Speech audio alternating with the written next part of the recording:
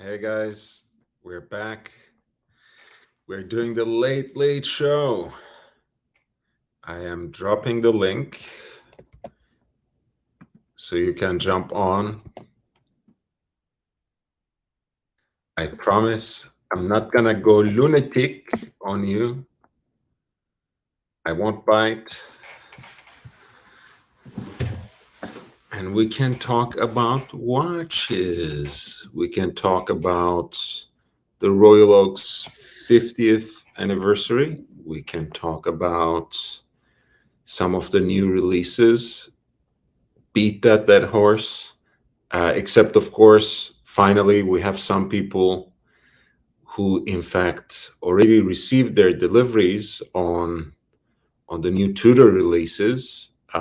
We have people who have been able to check them out at their AD. And we have our regular guest, of course, Aussie Expat, who might just jump on in a couple of minutes.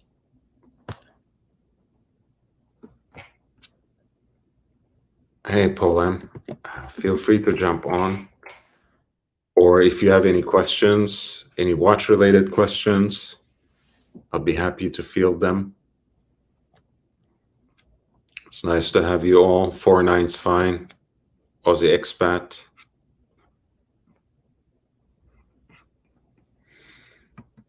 Yeah, I was just looking at some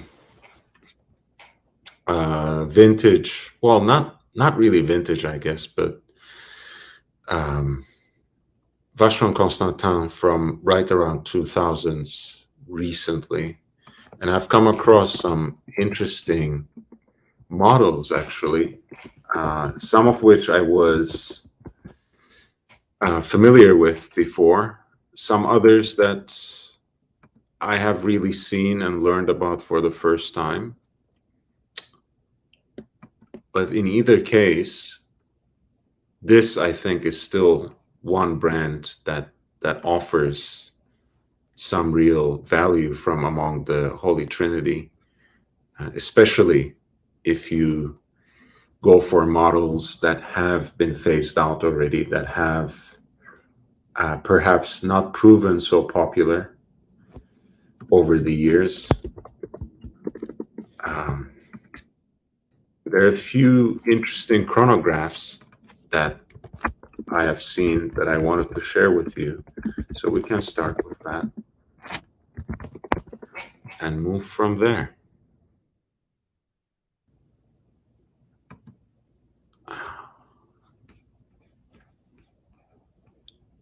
All right.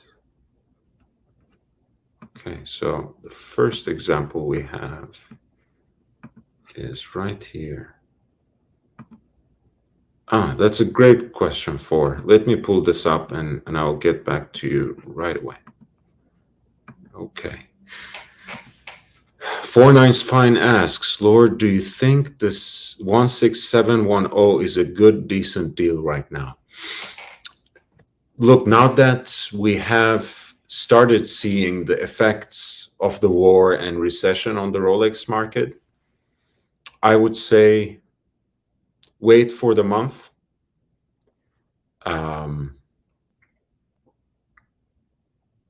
And make your move after then. Check the prices, keep your eyes peeled on the usual sources, of course, Chrono 24, eBay, when you can search through sold listings, see what these watches are actually going for. HQ Milton, what else? The Vintage Concept, Vintage Watch Co., David SW. Just keep checking the prices in these usual suspects. There are many others, of course, that are not really coming up, and see how they're trending. I got mine because I've been looking for a GMT Master 2 for the longest time, pre-ceramic GMT Master 2. And I just got the feeling that I was getting priced out of the market. So I started looking for deals I have found pretty good deals, honestly. In this case, I just decided, you know what? I found exactly what I wanted. The watch was in superb condition, had seen a polish, but nothing that really messed up with the case. Thick lugs, everything was perfect. I was only the second owner. I became only the second owner, I should say. I don't usually look for a full set. I do like having papers, because if you ever are forced to sell, that's some added value. Uh, but in this case, the box was there. The entire full set was there, down to the plastic guard for the bezel. So I was hooked up with the right deal, with a very good deal. So it was the right choice for me. So in that case, if you see what you exactly want, wait out this month and make a move for it in May. Uh, if you're asking if it is the right time to start looking for one, I would say spend the month to look for it, um, and see how the prices are trending. Yes, I'll start with your second statement, Mr. Copper Blue. I would never try to time the market. I'm just saying that wait for 1 month, um, because what you're saying is absolutely true. If you wait for the long term, um, you'll probably lose. Just because these things will keep getting more and more expensive unless we have a big recession that affects everything. Um, but I don't think there's anything wrong with waiting out the month, since we have seen, especially for hyped up models, minus 10, minus 15% um, price drops, at least at the prices, from the prices that they were listed at. Let's put it like this. There is no Holy Trinity. Um, at the end of the day, it's a made up um, designation, mostly in the early days of the internet forums, on watches, on horology. Sometimes people talk about big three, sometimes about big four, including Rolex. Um, but there is, in year 2022, you're absolutely right. You're not limited to just the three most commonplace high horological Swiss brands, right? There's so much more out there. And again, we can enumerate the usual suspects, but there's Lange, of course, there's FP Jaune, there's now Laurent Ferrier, Rebel Forcé, MBNF, all these different brands that appeal to different tastes and different preferences, different models. Um, you know, you don't have to be wedded to the idea. I do actually like Vacheron Constantin, and I did like Vacheron Constantin before the overseas three took off. So it is what it is. You don't have to agree with it. It is a made up thing, for sure.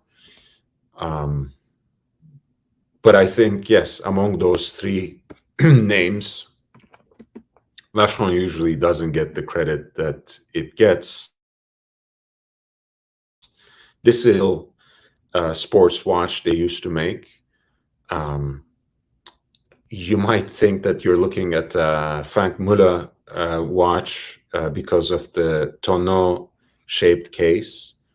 I think it's quite unique and quirky. I had the sense that it is a little too big for my wrist. I'll show you a little video that I made, a YouTube short, as it happens. Um, Let's see if I can pull that up for a second. Yeah, I thought it was maybe slightly too big for my wrist, if you can see it.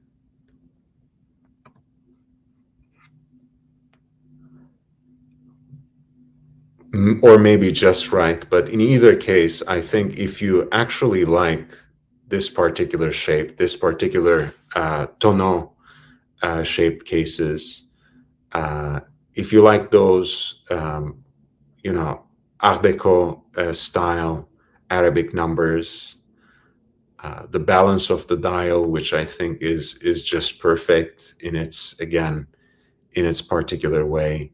I love a big date display myself. I love the colors of this dial. The bracelet is actually pretty good. And really, I think overall, this to me is a very interesting entry level model for a stainless steel chronograph from Vacheron Constantin. They're trending right under 10K. I'm sure you can get one in great condition for around $10,000 US dollars, and you can get even better deals below that. The dimensions of the case. Luck to luck, I actually don't have a measurement for that. I will check a few more advertisements on Chrono 24, but this is 39.5 by 36.5. That's the case diameter. Let's see if any of the other ads for Royal Eagles actually have perhaps the lug to lug measurements on this watch. They have them in precious metal as well, by the way, and those usually come with a leather band and matching buckle, and they can be quite interesting too. They usually have the day dates instead of the full chrono, but the case dimensions are the same.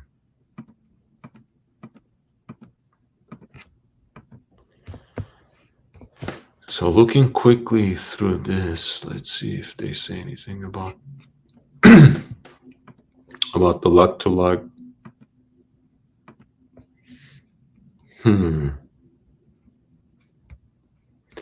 No, I can't really say anything in this case.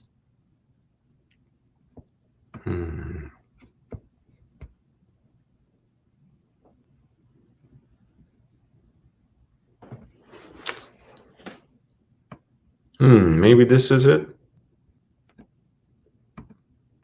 52 millimeter. Is that possible? I think that is possible. You know, from what I can see, that may well be it. It's not a small watch by any means. It's not gigantic either, but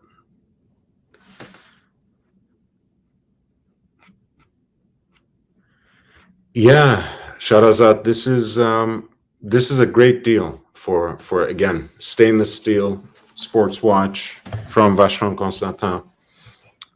Again, the fact that it's such a quirky case shape, I think, has a lot to do with that. The fact that it's been phased out, although of course they do have now in the modern lineup what they call the Malt or Malta range, which preserves this case shape but has three-hander watches for the most part.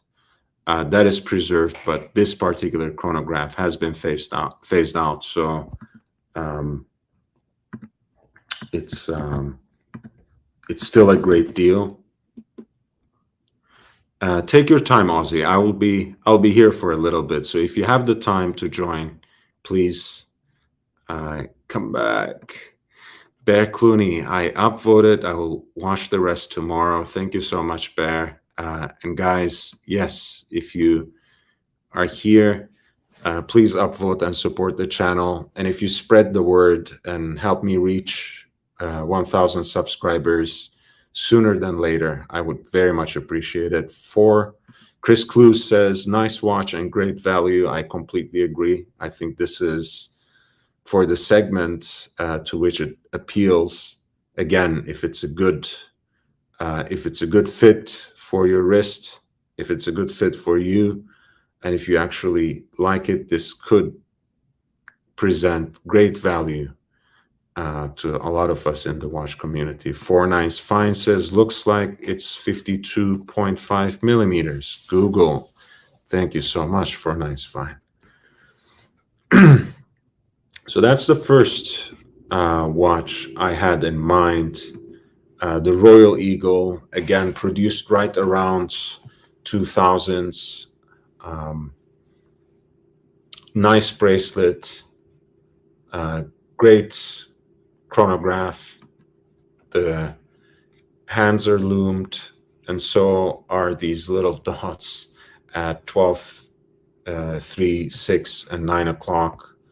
The case back is plain, so don't expect to see an extremely complicated movement in there. By which I mean, again, don't expect to see a sapphire case back. I think the movement in this is actually quite decent. I don't know if it is, if it has the Geneva seal, but I guess that's one thing that we can check quickly.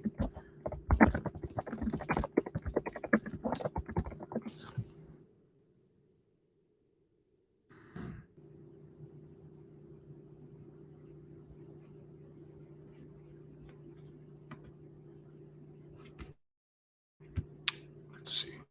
Does it say which movement it has here?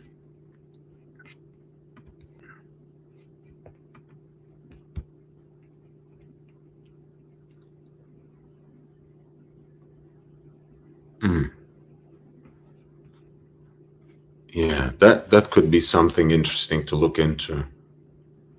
What kind of movement it actually has in it. One thing that won't come up as a question here in our next watch is, in fact, the movement. So we have, in this case, Vacheron Constantin Malt Chronograph, and it's a 2 subdial, 2 register chronograph that shares the same lineage actually as the Omega 321 movement, the chronograph that went to the moon. And in this case, of course, we're talking about the Lemania Eboche CH27. This is executed in pink gold. You can see the movement here.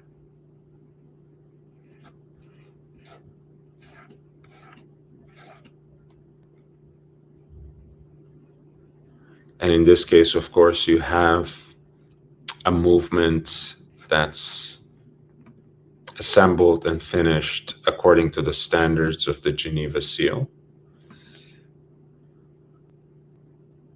And just a beautiful watch,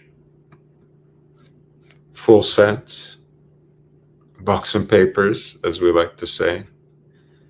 And in this case, right under $28,000. And I have seen them go for less, honestly.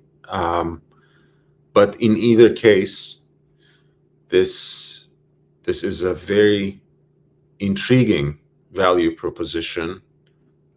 You have a case diameter that makes the watch very modern. This is also a line that they have discontinued and more or less replaced with the Comte de Vache the bull's horns, so to speak, series as their historical reissues. And that's another, again, I think it's more or less it's the brand name and the case shape that holds these back just a little bit, right? I think this was basically twice the price at retail, so which is what the Pateks go for in the secondary market that have a similar movement, of course. In this case, look, I mean, when it comes to Patek manual chronos and of course perpetual calendar chronos, you have the, of course, you have the brand name, you have the particular cachet that that brand name commands, and the legacy it has for these particular complications. But I think it has a lot to do with the shape of the case as well, which in this case is slightly bigger, at least for its time period, right? These were discontinued some years back, but I think they were introduced in the first decade, certainly, of the 2000s. And you have these lugs, kind of like talons, right? Since of the Maltese falcon, let's put it this way, that flay out, sort of, right? So you have a 41.5 millimeter case with a lug width of 22. So maybe a little unconventional again, maybe a little more quirk, more character, I would say, perhaps, than your usual high horology chronograph. But I think the dial finish is beautiful. I actually love the case shape.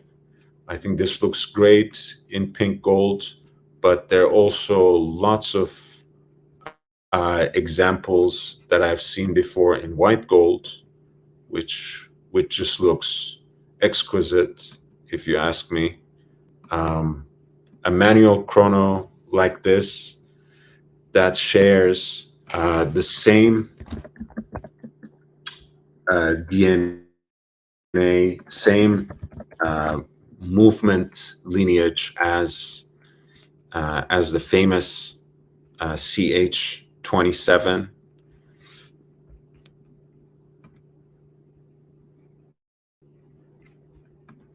Right, that's Patek used.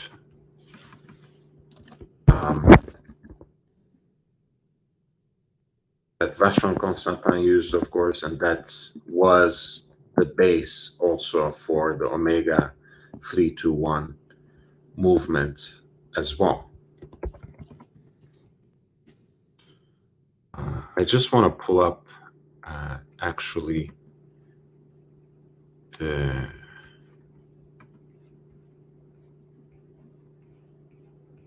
just give me a second, guys. I'm sorry to make you wait.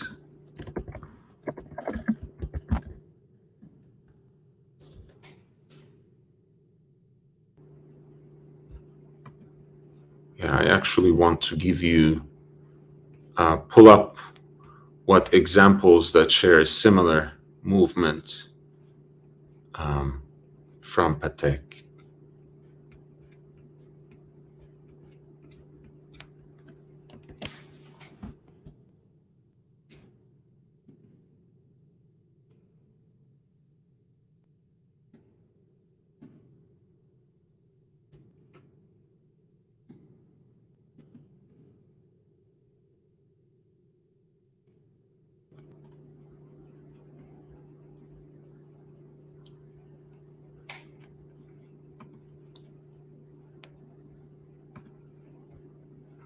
Right, of course. Actually, I don't know why I was blanking out about this. It's 5070, of course, that the pontiff was just looking at.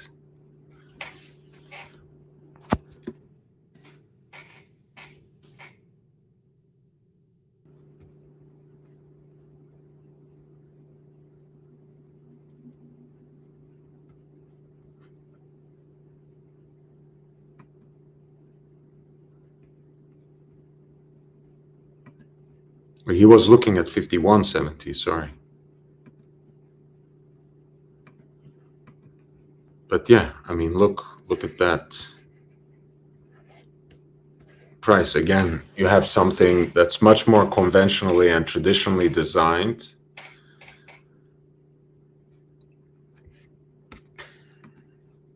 You have something perhaps that appeals a little more to the mainstream taste.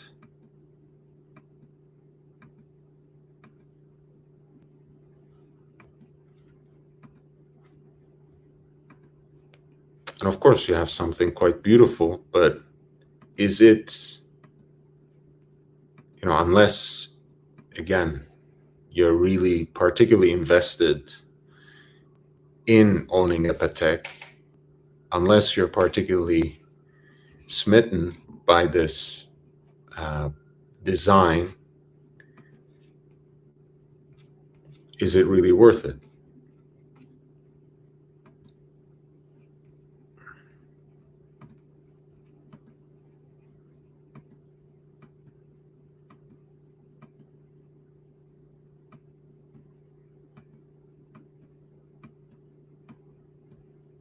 Yeah, incredible watches, of course, Patek manual chronographs. But I think you have here a value proposition that's just too hard to ignore. I think honestly, as much as I love the pink gold, I think this looks really subtle and distinguished in white metal. I love it. I love it.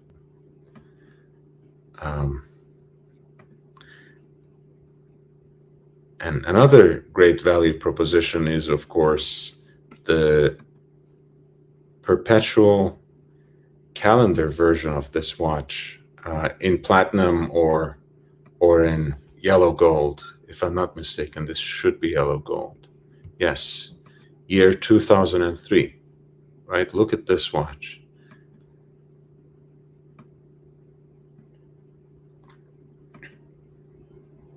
You have the chronograph, you have the perpetual calendar, the moon phase. It's just, I don't know, it's just something very, very special.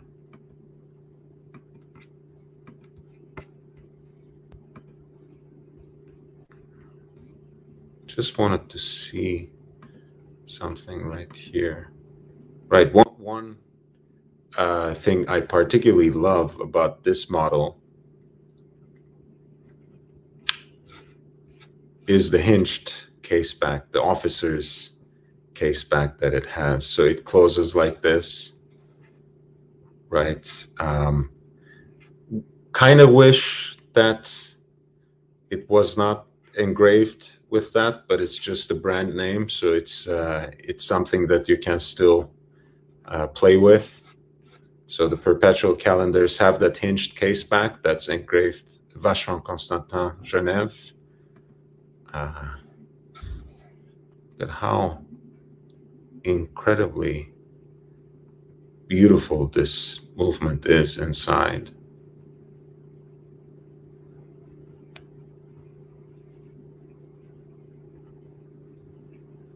It's the stuff of legend, of course. This is the platinum version, which goes for around $65,000 in platinum, and $50 to $55,000 in yellow gold. I actually wanted to open another example of this.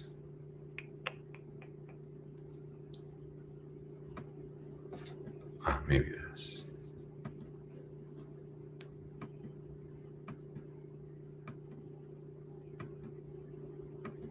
Amazing.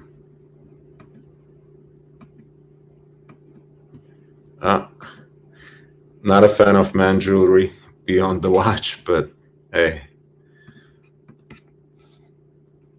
look at that. Incredible. And this is, by the way, reference number 47112 slash 000J. Of course, P is the platinum version. That's the perpetual calendar chronograph. And then the hand-wound chrono, again in the same series, Malt, discontinued. That would be reference number 47120. 000 G is the white gold. J as in jaune would be the yellow gold.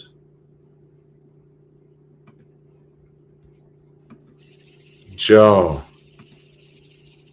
Now, what's going on, Lord? You're always my most patient guest. You wait in the background, God knows for how long. Don't worry about it. I've waited like 10 minutes. Not even that, like probably 3 minutes. I just came from Tim's after show. After show. After show? Yeah, Mr. Copper Blue says, Frederick Piguet movements are very unreliable, fragile. I have AP Chrono 2018 with Frederick Piguet movement and had so many problems with it. Never use it anymore. Thinking of selling it. These were Lemania based, actually, not Frederick Piguet based. That the ones that I just showed. Yeah, Copper Blue sounds brutal. It's what scares me from moving on Rolex into the Trinity. Copper Blue gets angry when you talk about the Trinity, Aussie expat, but I think he understands what we mean. Rob D says, brilliant movement. Copper Blue says, yes, I do not recommend buying any AP.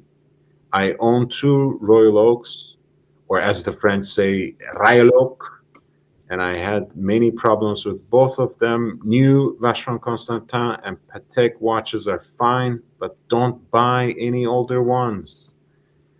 What a blanket statement. Guys, there's so many different models, so many different movements involved in the entire 20th century and early 2000s of Patek and Vacheron. Get one that has a decent service history that you can verify, or at least one recent service that you can still get some use out of. But yeah, I mean, there are, I wouldn't even count out all the Frederick Piguet movements as a whole either.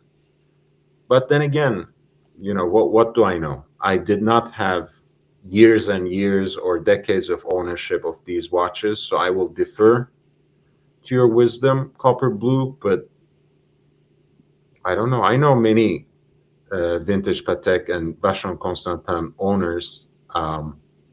They do pay through their nose, you know, when they need the service and when they send it to the maker. That being said, I'm not sure if I would just write the 2 brands off just like that completely. Depends on the particular watch and the particular movement. Mr. Copper Blue, it's very hard to find independent repairs for AP, right? And AP charges a lot.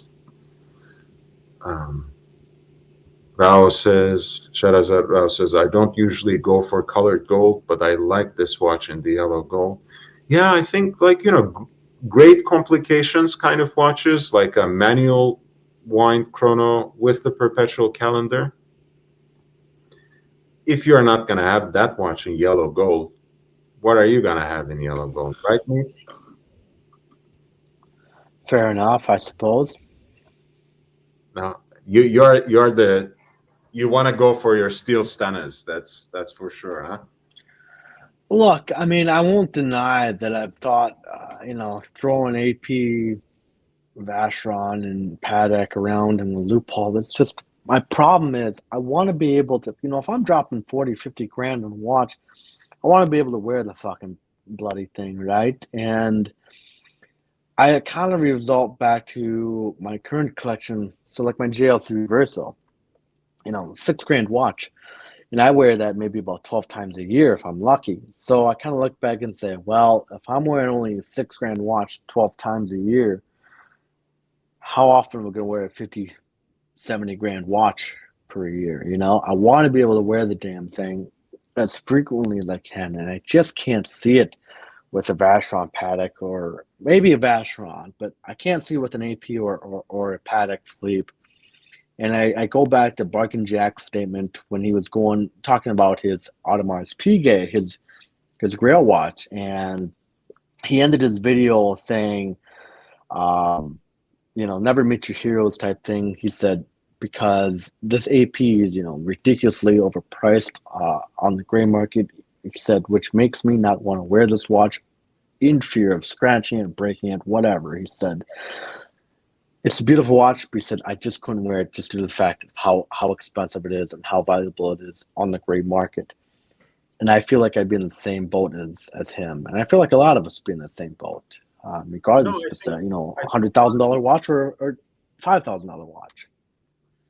you're absolutely right. I mean, one thing, of course, that I've gotten the Reverso 2 months ago, and I think I wore it already twice as much as what you said for your yearly wear out of that watch. So, it really depends on how you relate to the watch, I guess. If you use it exclusively as a dress watch, even someone like me who likes dressing up and prefers being overdressed rather than underdressed whenever I go out of the house,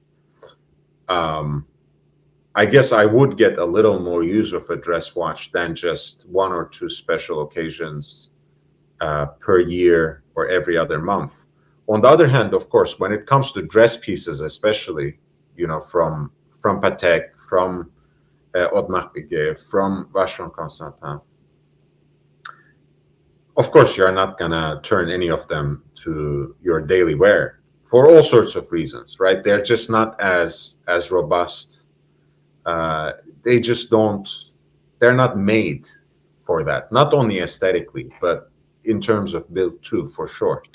And like you said, we have moved beyond the point where the sports Patek models used to be, they used to list around 15, 20 to 25K, and especially the Aquanaut, but also the Nautilus until very recently, you could get it cheaper than the least price. So like 5, 7, 10 years ago, that was most certainly the case. But 4 years ago with the Aquanaut, that was certainly the case. You could actually get it cheaper in the secondary market. Now we're talking about, even with the Aquanaut, we're talking about what? $75,000 watch or something in the minimum. It's crazy. So I understand the fear. I understand the hesitation. It's a different world now. But listen, I mean, even like 5127 Calatrava, right? The ones with crown guards. Archie has the model with in white gold. I would, if I had that watch, I would wear the shit out of it. I would probably wear it, every 3 days. Will it be as robust as a modern Submariner? Hell no, absolutely not. But at the same time, we obviously got very different ways of life, more or less. I mean, Laura, I don't know much about you. I mean, but I can imagine you take your tea right away in the morning. You get your bagel and your coffee at 6 a.m. Read the Wall Street Journal, and you never see rough conditions. Put it that way. So it makes more sense that you can pull off a dress watch more frequently than I can. Yeah, that's right. That sounds about right. I like the ethos you're describing. I'm not sure. I can't give too many private details away, but that's Trading Gloss. Welcome to the channel, man. Hey, How are you doing? It's an honor to finally Oh, join you, this man. guy, you can't shake him. Hey, he was just over at Tim's after stream. Oh, I was just I had free time, man. I was there for like 2 hours in the back, but I had a conference call for like fucking 2 hours. So, Mm. how's it going, gents? Great, man. Nice to Good. see you. Thanks for joining. I got like tea time, break time in the afternoon. So, what are you looking at, Patek? Yeah, we Uh, were talking about how. Well, I'll let Joe tell you what his concerns are with having something like Mm. this daily wear. well, I mean, it's just, especially with the paddock, I feel like I need to be at Shady Oaks Retirement Center just to wear one. So, I mean, look, paddocks are great watches. I like to talk my fair amount of shit about them. I like to call them old man watches and whatnot. But look, game respects game. And look, you can't get any better than a paddock. Oh, well, I Dude, take that back. after I Richard tried Mille one, is the king of watches. It's the god of watches. Richard Mille, nah, you can't get any better. But if you can't get Richard Mille, you compromise and get a Patek Philippe. So that's it's an iconic watch. It's been around for years. It's the ultimate dress watch. How can you go wrong? That is, unless you don't wear one, at least 3 days out of the week. I I think it's find it just a kind of waste of money at that intimidating. I'm point. not in that level yet, but I want Most of one. us aren't. Most of us aren't. I'll be honest. There's like Patek is when what I you get when tried you hit your one, 50s. there's like this aura. I don't know. I don't know how to explain it. Like, what the fuck? It's like, let me give this back to you, man. It's not my time, kind of thing. Well, that's like any watch. Like even like Yeah. yellow gold. Like I can, as much as I love the Tony Soprano special, I can't pull it off at my age. I'm 26 years of age. Maybe in my 30s I'll be able to pull it off. But like yellow gold on a younger person, it just looks pompous and arrogant as fuck. Oh, like trying to get too much attention, kind of. Exactly. Yeah. I'm 10 years older, so I guess it would probably fly with me, maybe. Hey, as long if you're old enough to pull out that AARP card, you're old enough to pull off yellow gold. Um, Yeah. Chunk was saying the little baby lamb would appreciate the hand that feeds them wearing a Patek. Patek Philippe. Audrey Expert was saying, are the sports Pateks more durable or sports APs, sports Vacherons? Not necessarily. I think I've heard they're fragile. by and large, if you're used to Rolex, if you're used to Tudor, if you're used to Omega, they're gonna feel more fragile. They're gonna be more fragile. Copper Blue says, don't get me wrong, I love Vacheron Constantin and Patek, but from experience, I would Fuck. say for a dress watch, Oh, Lange yes, me and too. FP Jaune are above them now. Quality, reliability, accuracy, and finishing. Yeah, I think Lange actually pulled everyone up in terms of finishing. They really are the epitome now of having everything hand finished and finishing them to the highest quality for sure. Try getting an FP Jaune dress watch anywhere at this point. But yeah, that could be a good option as well. Um, Lange said something that you get the same finish from our lower models, equivalent to our highest model, something like that. I don't doubt it. I don't doubt it. I mean, they honestly, those movements are some of the most beautiful things that I've ever seen. Some people troll Lange by saying they're more beautiful in the back than they are in the front, right? And I sometimes see what they mean. It's trolling, but I understand because sometimes the dial itself is not really as attractive as the movement. I mean, look at Lange 1, for example. Lange 1. That's it's an acquired taste. Not everyone loves an asymmetric dial.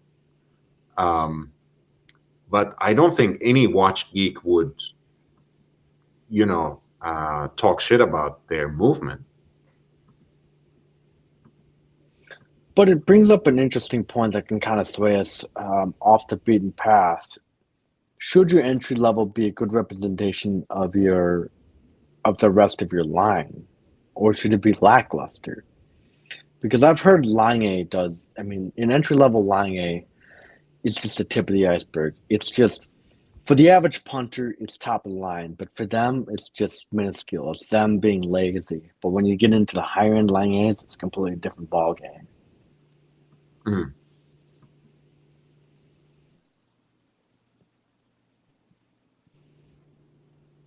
I think the rule that you apply to any restaurant should apply to a good watchmaker too. You usually, if you're in a restaurant, you are trying for yourself or, with family, with friends, and it's your first time.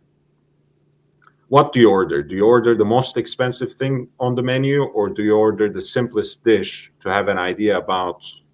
I order off the kids' menu, You Lord, ask a and I get the recommendation. nuggets. Do you order the simplest thing to assess the actual quality of the restaurant? What do you do, Joe? Like I said, I order off the kids' menu. I get the dino nuggets. 100%. That's all I need to know about what's an up, entire boss? restaurant. G'day, guys. Hey, Audrey. How are you doing? Good. To answer your question, I am very, very Yes. skeptical of burger places that don't offer a cheeseburger. And they exist. Right. Like, if you're not willing to Well, give me a that's a cheeseburger problem and in be itself judged, right there. yeah, if you're not willing to give me just a straight cheeseburger and be judged on that, I'm not trusting anything else you're putting in those burgers, because they come out with like But look real at- weird gourmet things of 15 billion toppings. Like, well, if you can't just do a straight cheeseburger right, maybe you're not the right restaurant for me.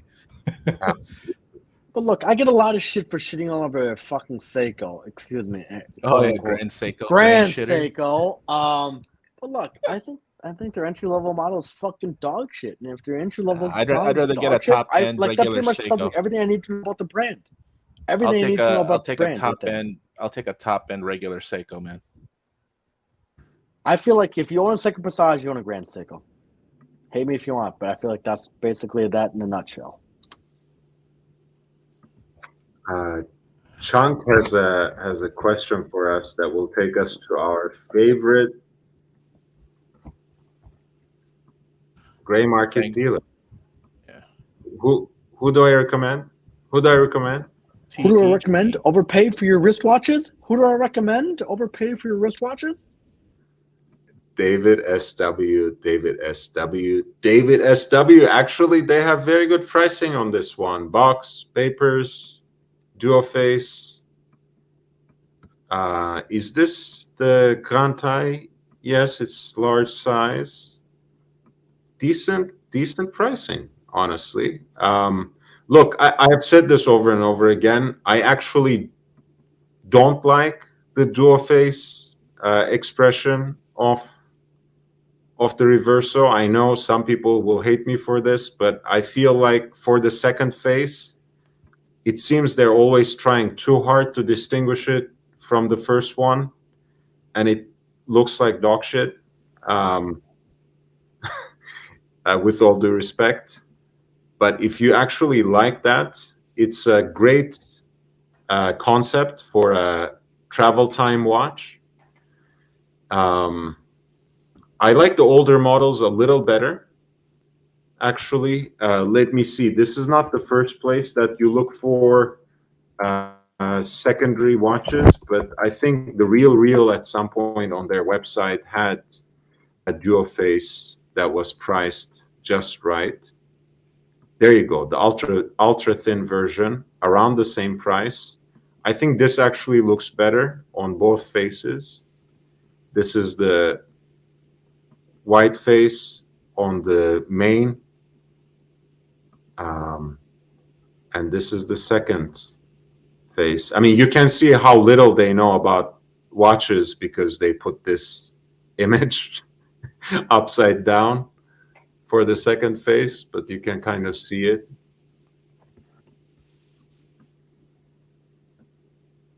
$77, $78, $7,800. I think the case thickness on this is 9 millimeter, and in the regular version, Let's see what we were looking at in David SW. It doesn't say, but let's see. Reverso, large, dual phase, thickness. Yeah, that's still a very thin watch. Don't take me wrong, 10.3 millimeter. But I would honestly, I would go look for the ultra thin version. I just prefer that. I feel the works, the guilloche work on the dials used to be much better about 10 years ago. And this is a very, relatively recent model. JLC service fees are not as bad as Patek, Vacheron, or Audemars Piguet. So if it needs service, you won't pay through the nose. Yeah.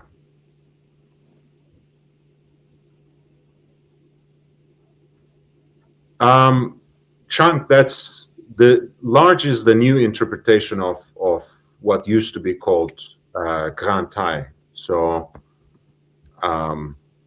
it's slightly bigger.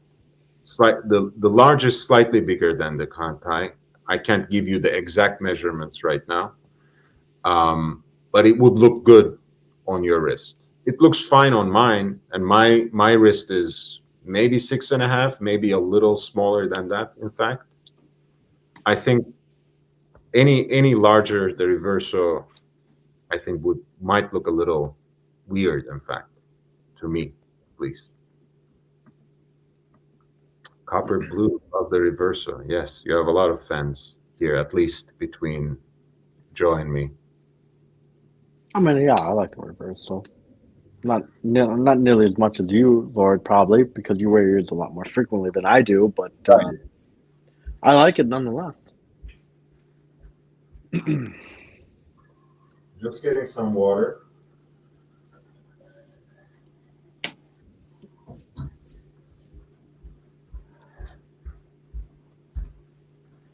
Yours is the medium size, or?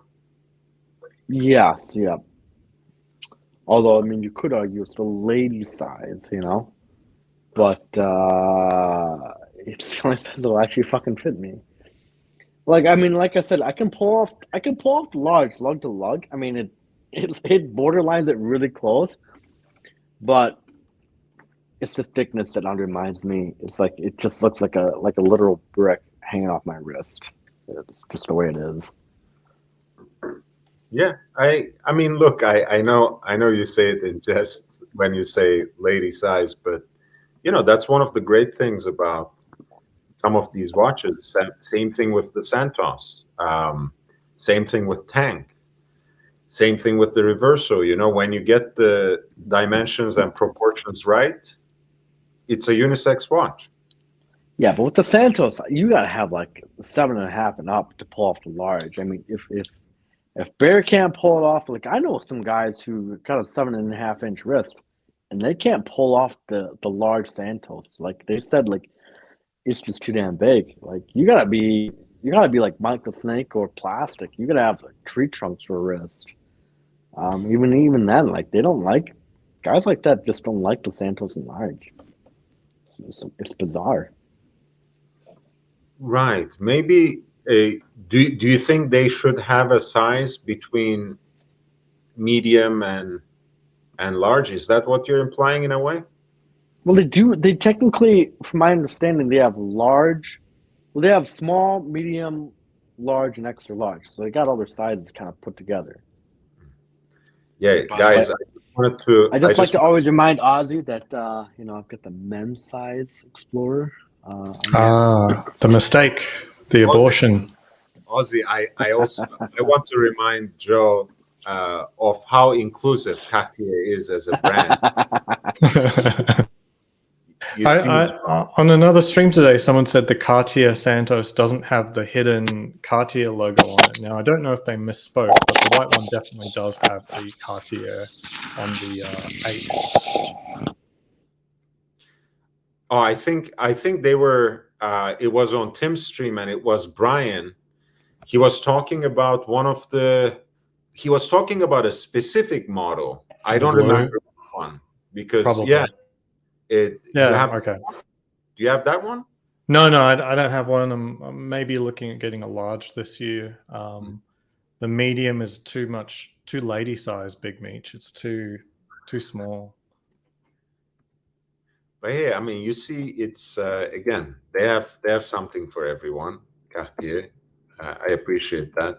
But in general, I think all these some of these rectangular watches, Reverso, Santos, Tank, they generally have a unisex appeal. You just have to get the proportions. You just have to get the dimensions right. You have to choose the size for you. That's right for you, for your wrist, for your body, because it's not just the wrist. After all, it's part of your entire outfit, right? Yeah, that's a complicated one. I've been thinking about that a lot. There are some designs that warrant the size, and then there are some designs that don't, and that's independent of the wrist, in my opinion. But then there's clearly watches that are just too big for the person or too small for the person, so that can happen too. But I think, can you explain what you mean by saying some designs warrant a certain size? Yeah. So if you look at, say, a Sea Dweller or a Submariner, there's a number of design elements that have to fit in a certain amount of space. Obviously, the bezel, the coinage, the case, then the dial, and then the dial elements. What complication is there? Then there's a certain amount of space that will give it enough room to be legible and look good. Meanwhile, if you go down to something like the Oyster Perpetual, which is very simplistic in its design and function, it doesn't warrant the space it takes up in the 41 millimeter, in my opinion, even though it's like 39 millimeter. They do a little bit better to make it worth that size by going the double indices on the 369. But if you notice, when you go down to the 34 millimeter, you get the single indices, and it just if you have, it's more apparent on the 34 millimeter with the single indices, like actually it does need a little bit more to justify its presence. So those sorts of things happen independently of the wrist. Sort of like if you got a Casio F91W, it's a simple, small, purpose-driven watch. It's not meant to be bigger than like the 2.5 centimeters that it is. I don't want a 5 centimeter version of the same watch just so that because it'll fill my wrist up. There's some aspects of the design that are independent of who's wearing it. But then maybe you just don't have the wrist for a certain type of watch. Like if it's particularly complicated, so for like a Sea Dweller, okay, maybe it's just not for everyone. And I think, well, what I was saying earlier to Chunk, he's saying, for example, that he prefers the large Santos and it fits him well. Look, again, if the large size Reverso of the older Gantai, if it is small or smaller to your liking, so be it, right? I would go out and try and see how it feels, but at the end of the day, again, for most people, Reverso is the kind of watch they break out, right? Especially if you get it in the ultra thin. You bring it out when you're wearing at least a long sleeve shirt, right? So it is supposed to be a dress watch. It is supposed to be a little more discreet. It is supposed to be a little smaller. And trust me, Reverso is the kind of design that has a certain wrist presence, whatever its size. It does get noticed. It does make its presence felt. It does, attract certain kinds of attention, even if it is smaller than the size of a watch you're used to. It wears differently.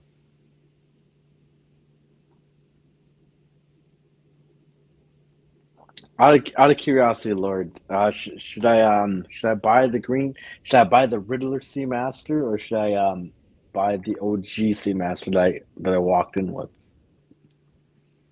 You mean the heritage model? No. So long story short, I used to own a black Seamaster 300M with the ceramic bezel and wave dial on it. I flipped it. We have, sorry to interrupt, Mitch, but we have the professor again here, almost a regular guest right now. I want to introduce you to some of my friends here, Professor. Aussie expat. Nice to meet you. He's based in Vegas. And, you know, I guess the name gives you some idea of his origins. Trading loss is in Hong Kong. And Big Joe is in rural Minnesota, right? Joe Farmer, Big Meech. Yeah, for some reason I thought it was a good idea to live here for the rest of my life. I wouldn't recommend it. And he has a great sense of humor, as you can see. How are you doing? Californians are gonna move to Minnesota soon. Please don't. I'm not sure if that's a good idea. Yeah. And they're gonna fuck up your rent.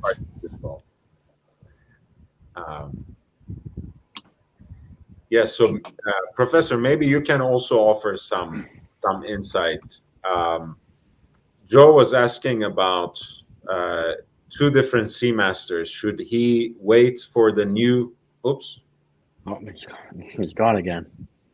he'll come back. I'll send the link again.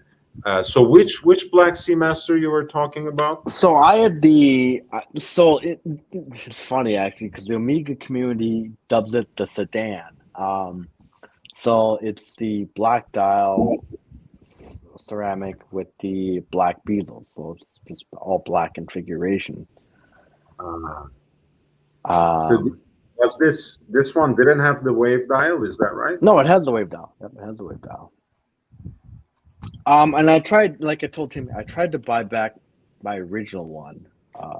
Guy's out in South Dakota, and he wouldn't budge. So whatever. I sold it to him for stupid cheap. Anyways,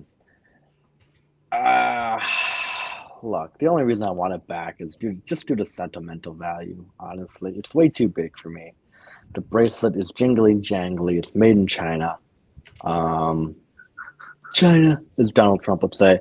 But it was one of my first divers. Like, it was the first diver I ever bought. It was one of the original two because I had Explorer at the time, and then I bought this shortly afterwards.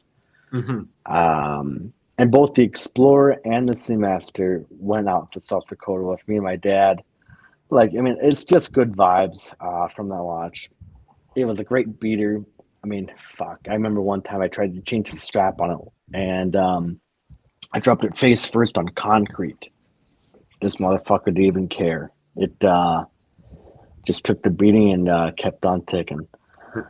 So I'm tempted to buy it back, but like Archie Luxury said, you don't go back to the bitch that you slept with once. You find a new one, and I'm tempted to just either buy this one or should I wait for the green dial, the Riddler, as you dubbed it. Yeah, well, no one really picked up on that name, and then now, wait, Professor, did you mute the YouTube in the background?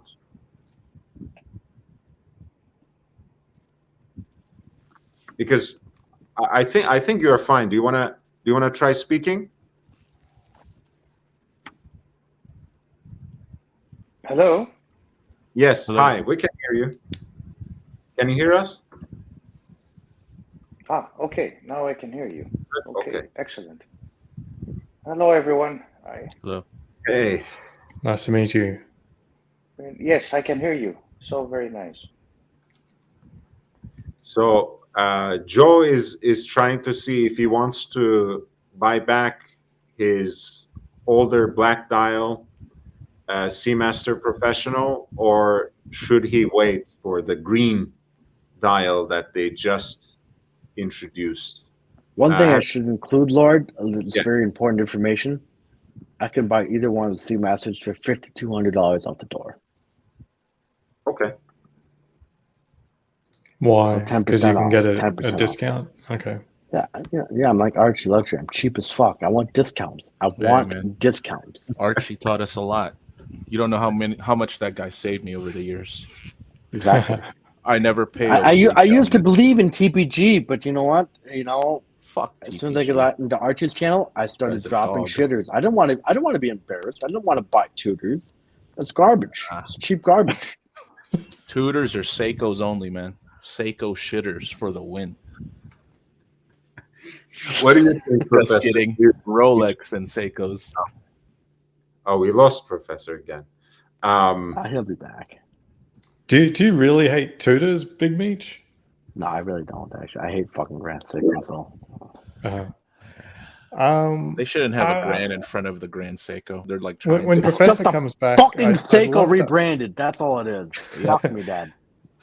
I'd love to ask him, if you're there, Professor, I'd love to ask your take on whether or not you think Big Meech's assumption that parts of his Omega were born in China is accurate or worth speculating about. Because even back in the 2000s, I was talking to people about some watches, and there's always a Swiss-made stuff going around, and one of the brands that I heard was basically all in China was Omega, but who knows? None of this is really The braces got to confirmed. be made in China. The braces have to be. what It do has you a lot think? of the steel production, so it would be wise to have it made there. Profit margin wise. Prof, what do you think? Yeah, I keep on hearing everyone's voice over and over again. I don't know if it's a problem. I I think have- maybe you have. Do you have a YouTube window open with the stream going on as well? Is this the only window you have? If you have a YouTube window, you have to mute on that one to make sure that. Okay, now we're okay. You were Okay. right. Okay. Okay, I'm sorry. I'm completely No worries. illiterate. No worries. Okay, I thank you very much for your patience. I got the question from Aussie Expat about the Omega. Yes. So quick answer is that Omega has in the past used parts produced in different countries. As you know, the Swiss-made logo put in every watch has to have a certain content. And there was a big debate in Switzerland about what content is that. Is it 40%, 50%? I can assure you that because Omega is part of a very big group, which includes the largest manufacturer of calibers, which is ETA, they try to put everything within the group, the Swatch group. But in the past they have, and there are other brands that do as well. I don't think I'm at liberty to disclose which ones, but from time to time there was one in particular that I used to make fun of because they didn't use the right glue, and some of the indices and the markers would fall off, believe it or not. And you all know the brand, and even one of my mentors in the Swiss watch industry used to make fun of the little knowledge I had on watches back then, and he would tell me these stories. So it's not uncommon. Having said that, look at a car today. It's never made in the US, right, or Japan. It's just assembled in many parts, and then they collect from different sources, from different countries, in fact, the material, and then it gets assembled. I mean, there is no single car today. BMW Germany does not produce all the parts in BMW Germany in Stuttgart. So I think, look, Omega is a wonderful brand. Don't take me wrong. I think they lack in leadership, but also they try to copy and literally I believe that they tried to copy Rolex. One of the reasons, in my opinion, that Rolex decided to do away with the color OP is because Omega announced it, and here they are again. You had a wonderful picture of the green Speedmaster. Everybody wants to produce a green watch. I mean, Seamaster. green was exactly Seamaster. Green was always the traditional color of Rolex. I mean, it wasn't purple. So suddenly everybody is discovering green. And remember, green was the original, the 50th anniversary Submariner, which Rolex produced in 2003, 2004, right? For a limited period, it was green. The bezel was green. They had the enlarged dial, similar only to the Yachtmaster. And then over the years, everybody copied Rolex, and Patek had the green and all of that. So I think Omega is very good, but Omega will never be Rolex, unfortunately, and that's what also the great misery of Hayek, who was the founder, well, the person who put together all these brands for Swatch and bought Omega, died thinking that he was never able to create another Rolex. So it is a wonderful brand, but it doesn't command in the secondary market, if you're into it, this kind of accolades. And let me say something. I just picked up what you guys were saying. You were talking about 20 minutes ago as I was waking up. I think you definitely need to satisfy your collection, as a hobby and what you do in life and watches. What we should not be ignorant of is that things are not going to be all that great forever, meaning that I do feel next year we will be going into a substantial slowdown in the global economy. And as a result, watches are not going to be isolated in a bubble, not impacted by the correction. We see it exactly. We see it, in all assets, housing, jewelry, and so forth. And since this is a store of value, different stores of value get impacted over time. I mean, there is no single store of value that doesn't get impacted. So do not feel pushed by traders. Oh, you need to buy this because it's a unique opportunity. In investments, there's always an opportunity, right? What we have seen over the last 2-3 years is crazy. A steel watch commanding a higher price than a complication, which is just the flippers market, the Chrono 24s and all these guys going around saying, you must buy this item because it's unique, and it keeps on going up. I think this is rubbish, a lot of it, and I think it's speculation. So I think you guys need to take your time, and next year there will be plenty of opportunities, and the year after. I think this is going to be a recession for a couple of years. I'm not, I don't have a forecast ball, a crystal ball. I'm not a pontiff, the literal pontiff, right?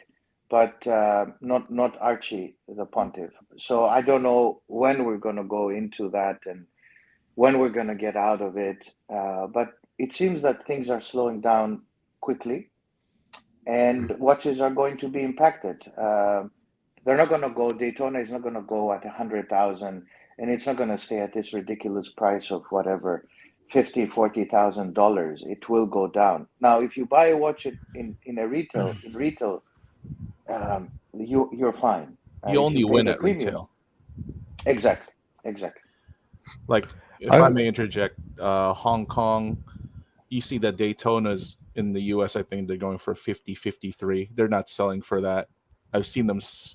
I've seen someone buy one for like maybe 41, but not no 53. I wanted to comment on your observation about Omega copying Rolex, and I think a lot of Omega fans, as in they're a bigger fan of Omega than Rolex, do think highly of Omega, and I think there are elements of Omega's releases that have been independent and good. I mean, I think of like the Silver Snoopy, the new 3861. These are all good releases.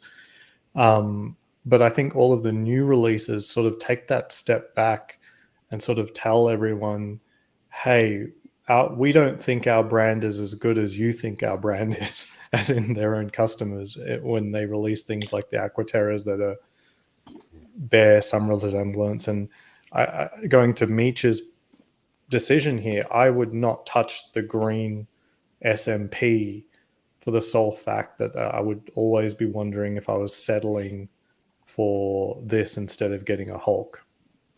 I think, one thing I will say again, I tried to find some balance in my approach to the new Omega releases in 2022.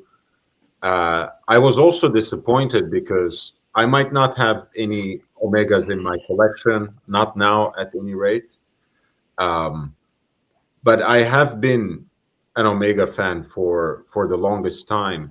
And coming into contact with people who are even more committed to the brand than I am, their take usually and their pride in the brand usually stems from its distinction from Rolex, right? In early 70s, I know this from my father's friends, it was kind of the brand of reverse snobs, right? Here I have a Swiss sports watch that's just as good, if not better than Rolex, and I've paid less for it, right? And that kind of reverse snobbery was very important for militants of this brand for the longest time. And I think it was mostly those people who felt betrayed by what happened in this particular release. I think they will end up moving a lot of watches. They will end up selling a lot of units. But if this is part of a long-term strategy, I can't see it helping the brand identity and the brand's image at all. If you ask me if I were going to go for a Seamaster, I would actually go for an earlier version of the Bond. I just like them a lot better for whatever reason. It's maybe it's because the helium escape valve is more discreet. Maybe it's because the guilloche on the dial is hand guided and just much more lively than the engraved one. It takes on the light just in different angles. It's mostly black, except when the light hits it the right way. I don't know. I like these watches, and they're great deals. If you're into the flimsy bracelet, Big Meech, you'll find this, to be the case in spades.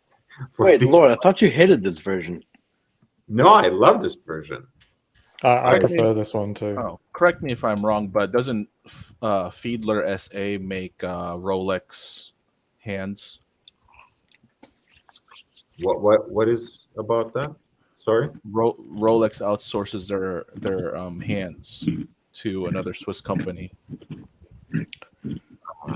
Okay. I've seen a lot of conflicting information as to what Any insight on that? What Rolex do outsource and what they don't outsource. Like a lot of conflicting information, and none of it's official. So I'm neutral on the position, as in I don't make any assumption that every part of the Rolex is made in Switzerland or by Rolex, but at the same time, I don't make the opposite conclusion either. Yeah, what do you guys think about like parts that Rolex do and don't outsource, or whether they're or not they're in Switzerland?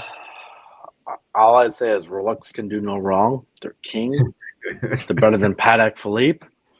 I mean, whatever Rolex says, that's the truth. That's God's law. God's blessed them already. So, but they don't even claim that the watch is made entirely in Switzerland. Doesn't matter. or They're Rolex. in-house. I mean, you don't even have to claim this shit. When Rolex, you don't have to claim shit. You don't have to answer to anybody. It's Rolex. Look, Well, well, maybe that's the right way to put it. That's why I said, in my opinion, that's the Hey, way I as long put as I it. In make that money I'm off of neutral. retail, I don't care. to be honest, Yeah. they have. I mean, Rolex is really the brand that have made it a marketing scheme to be this vertically and horizontally integrated, right? That everything we make is in-house, and I take it as that. By that I mean not that I take it at face value, but I find it mostly to be a marketing scheme, right? Because I don't actually care, knowing my horological history, that having everything made in-house doesn't by definition make that a better product at all. But where do they even claim this? Like, I'm relatively new in the game, so I've not seen things that they may have released in the past. Around the turn of the century, basically, the biggest marketing element about the new Daytona was now we are producing the movement in-house rather than the Zenith movement that they had used from 88 to 2000. So since then, they have pushed that as an element in terms of marketing their watches. But perhaps Professor might have something to say on this. Yeah, even Hodinkee wrote about it. They outsourced the crystals and the hands. I saw some conflicting information on that because someone challenged me on, like, there was someone who really loved the Milgauss with the green sapphire, and they were adamant that the green sapphire was the single most expensive component that Rolex had ever made. And I said, no, it's a couple $100 or something. I looked it up, RSC, it's a $400 replacement. And I'm like, this seems pretty. So What do you mean? what do you say, Professor, about this? I've had to replace the crystal, by the way. I know how much it costs. I saw someone had to replace. They chipped it. They said it was $490 replacement RSC. They got lucky. Can we let the professor speak for a second? Yeah. So, Professor, do you have anything to say about this in-house movement / everything is produced by us? We are vertically and horizontally integrated. So they have evolved over the years. They produce more in-house today than before.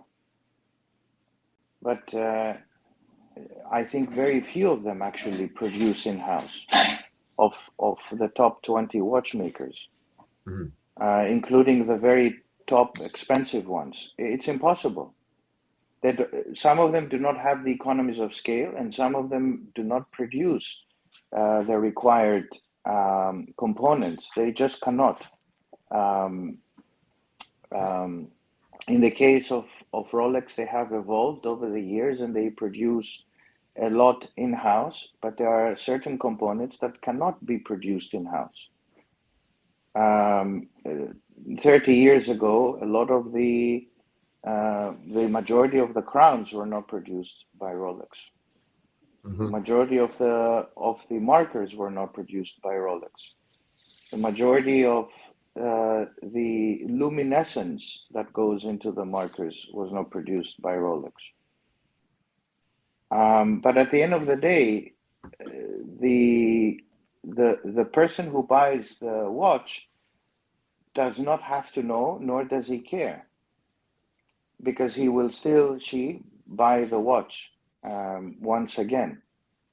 I know very large brands. I mean, even bigger in terms of pricing, that have not produced their own calibers and do not produce their own calibers in certain models. The Swiss watch industry is not transparent, guys.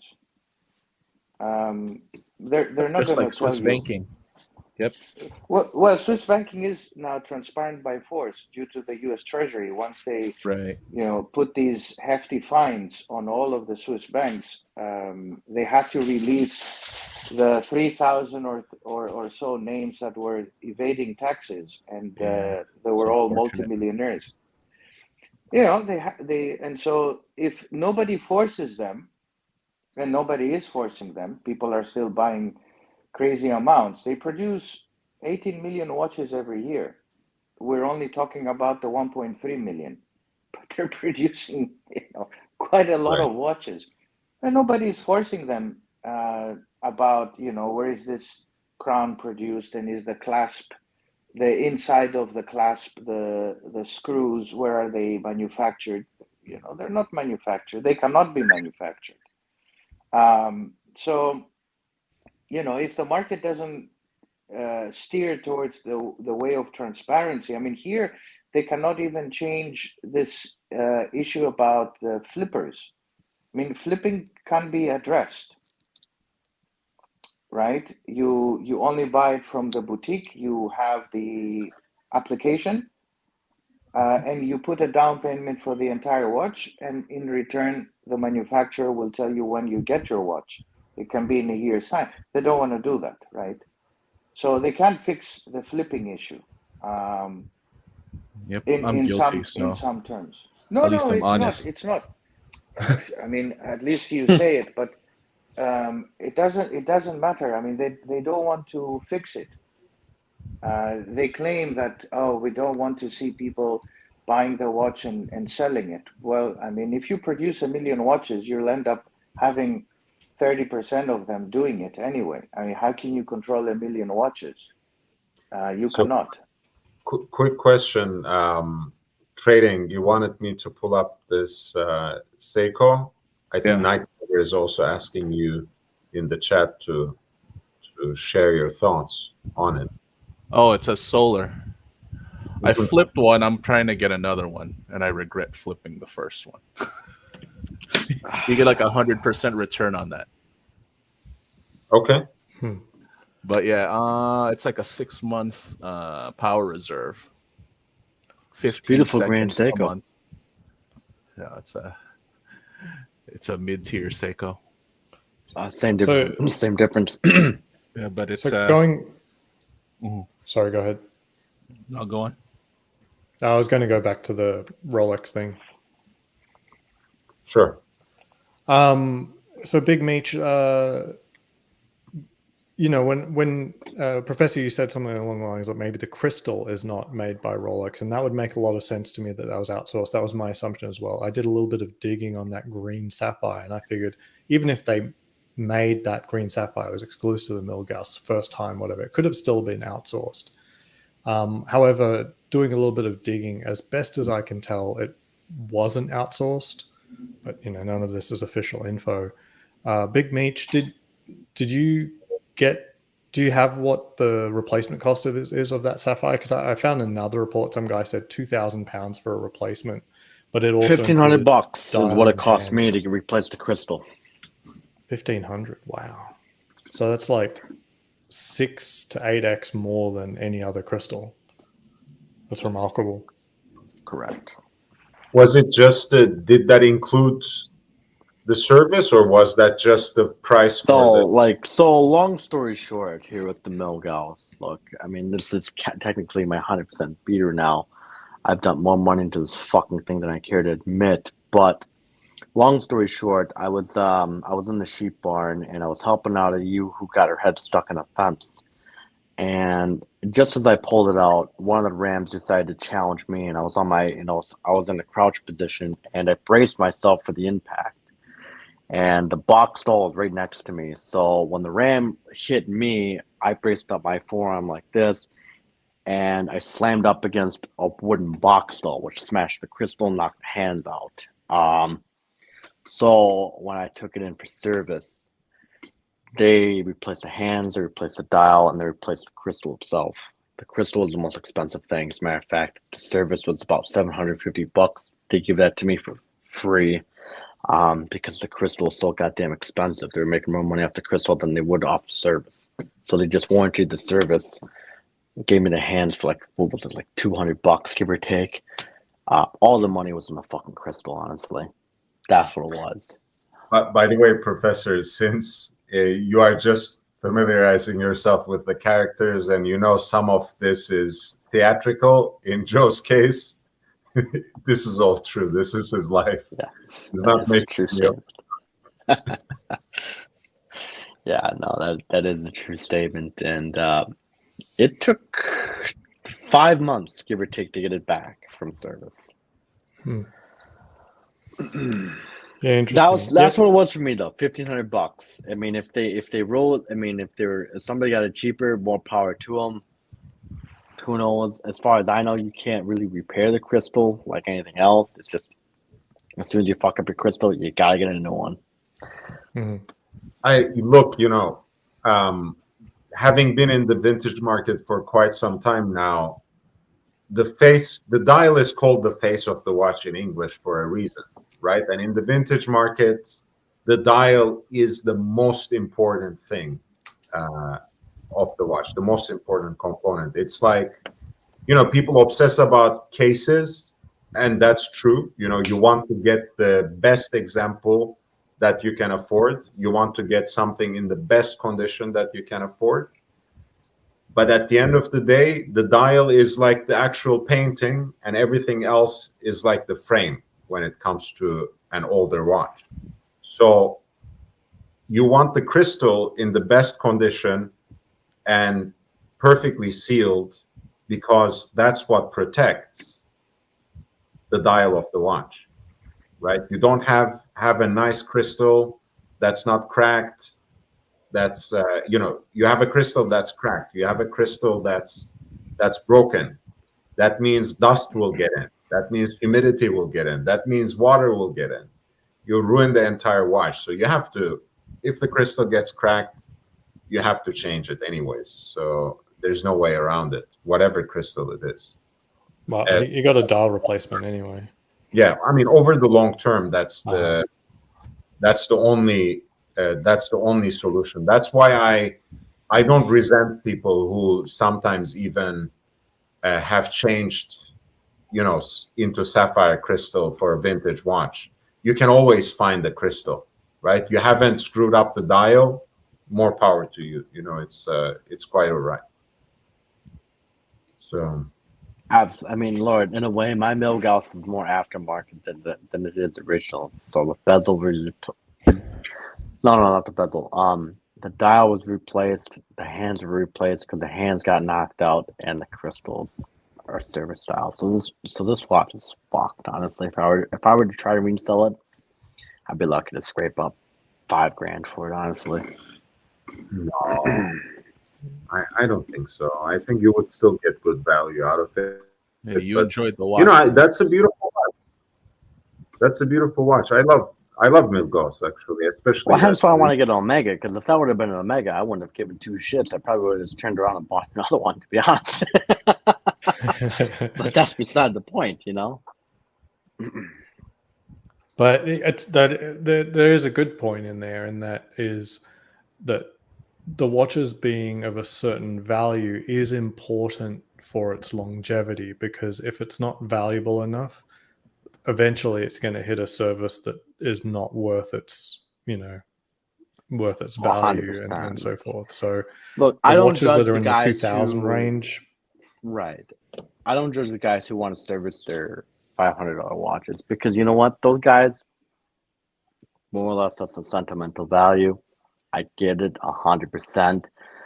If that was, like my Omega Seamaster 300M, like as much as I like to buy that back again, I'm gonna have to buy a new one. But for a lot of guys who are like, oh, I got a $500 watch, I'll dump $2,500 into it because it means something to me. Respect to that.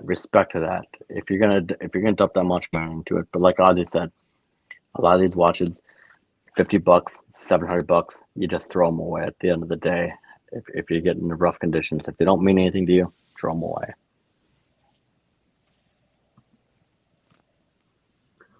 Yeah. So going back to that question, I mean, you said it's sentimental value, but what sentimental value is there in replacing a watch just with something that looks similar? It's not the same watch. It's not going to replace it. I would say don't go back. Right. If you want a Seamaster, keep your options open. I'm sure something interesting can come up, especially if you want to go pre-ceramic. I think those watches to me are more attractive. But then I'm a dusty, musty, pseudo intellectual. guy. So that's the Well, kind Lord, I want something with a date complication on it. So, long story short, like between the, I do a lot of like on the ground labor, but like a lot of times I'm filling out paperwork and I have to remember the date. Like, yeah, call me lazy. I could reach for my phone and get it, but um, see, this is where I'm pissed off at the Tudor Black Bay 58 because it's so damn close to being perfect. It needs a date complication. If it had a date complication, we wouldn't even having this conversation. I would have a 58 in hand. But everything else, I mean, yeah, like, I could buy a pre-ceramic sub, but that's like 13 grand. For 2 more grand, I may as well just buy a ceramic Submariner date. I had a Black Bay 58 black. I unfortunately flipped that one. I just couldn't hold on to it. I've had the steel and gold, and I think it's fantastic, but it's just way too large for my wrist. I think Black they're Bay great watches. 58 steel and gold? No, I wish they would actually do one steel gold. I think that would be a sweet spot right there. I think next year they're going to do a Coke for the 40-year anniversary of the Fat Lady. I don't think so. I don't think so. Or put it this way, they'll do it, but it's not going to be this. It's not going to be a 58. It's going to be the same thing as a Pro. It's going to be a 41 mil, and they're just going to label it as a 58. Would you like to answer this question? Did you keep the hands dial and the broken crystal, or did Rolex keep all your broken parts? They kept all the broken parts. I thought about asking. So actually, no, I take that back. So I couldn't find the hands. Obviously, the crystal was smashed on beyond recognition. So what use did I have for a broken crystal? The dial I should have fucking kept, but they weren't gonna let me keep that fucking thing anyways. Let's be honest. So you are the authorized repair shop is obligated to keep the damaged material. They need to send it back because they do testing. So they don't throw it away. They cannot give it back to. I heard another story that sort of relates to the keeping of old parts, and that was someone had purchased an aftermarket dial for their Daytona. I think the They steel won't repair one. it. Yeah, They won't and repair they it. had lost the original dial for whatever, and he says, "Well, can I get this service?" And he's like, No. in all likelihood, they'll just turn it down. They won't even service it at that point. No, it's a directive. They're not allowed to repair a Frankenstein watch. This is how it's called. So, and in that case also, Rolex has a directive since 2006. If they do find in the registry a stolen watch, they have the right to keep it. It only happens 20% of the times, but they have the right to keep the watch if the watch is registered as stolen. Well, surely it's more complex than that, right? As in, like, guys, the I gotta theft, run down to the that's barn and do last reading. So I will catch you guys in the next one. Lord, as always, it's a pleasure. Thanks. All right, man. Upvote and like, subscribe, and leave some mean, nasty comments down below. Nice one, Lord. Great video. Thanks, Big Meech. Do you remember that, Professor, by the way, when Archie would tell people to leave a nasty and vicious comment below? Yes. Why do you guys do that? It's like a trademark of their community. Look, I mean, and who is this Irish guy? There is an Irish guy or some. Oh yeah, Irish that's my friend from the boxing community. He okay. is actually Irish. He's very self-deprecating, has a very interesting sense of humor. I hope he joins, but I think it's not one of those days when he does. But yeah, he's great. He's great. Yeah, Rolex keeps old parts when, before they are serviced. They also want to, for example, I had a friend who wanted to get a Jubilee bracelet for the Batman, and usually their initial offer at the very least is you give yours and you pay, and then we'll give you the Jubilee. So you surrender your Oyster bracelet for the modern watch, for the contemporary watch, and you still pay, and then they might actually sell you the Jubilee.